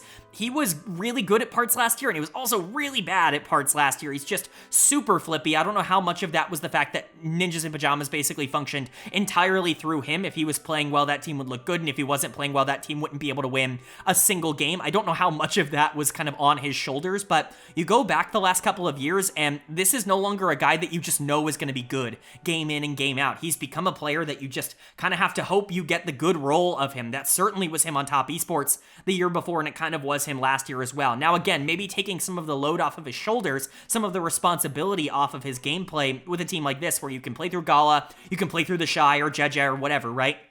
Maybe that's going to make him a lot more consistent once again, but he is one of the biggest feast or famine mid laners in the entire world at the current moment. Obviously, the talent's still there, but it just kind of gives you an inherent ceiling on what your game is going to be over the course of an entire split, and especially over the entire year. Rookie comes in as number 4 for that for me, because I think all of the mid laners that are above him on this list have just been more consistent than him over the recent memory. You know, players like Knight and Scout and even Cream, who I trust the floor of more. I think there are going to be some games where Rookie just kind of ends up losing, but you know, for the most part, he's going to be fine. And again, if he pops out and is like an MVP caliber player once again, because he now is finally surrounded by good talent like he hasn't been in a little while, then that's going to feel pretty good. And I think Invictus is going to be very excited about that.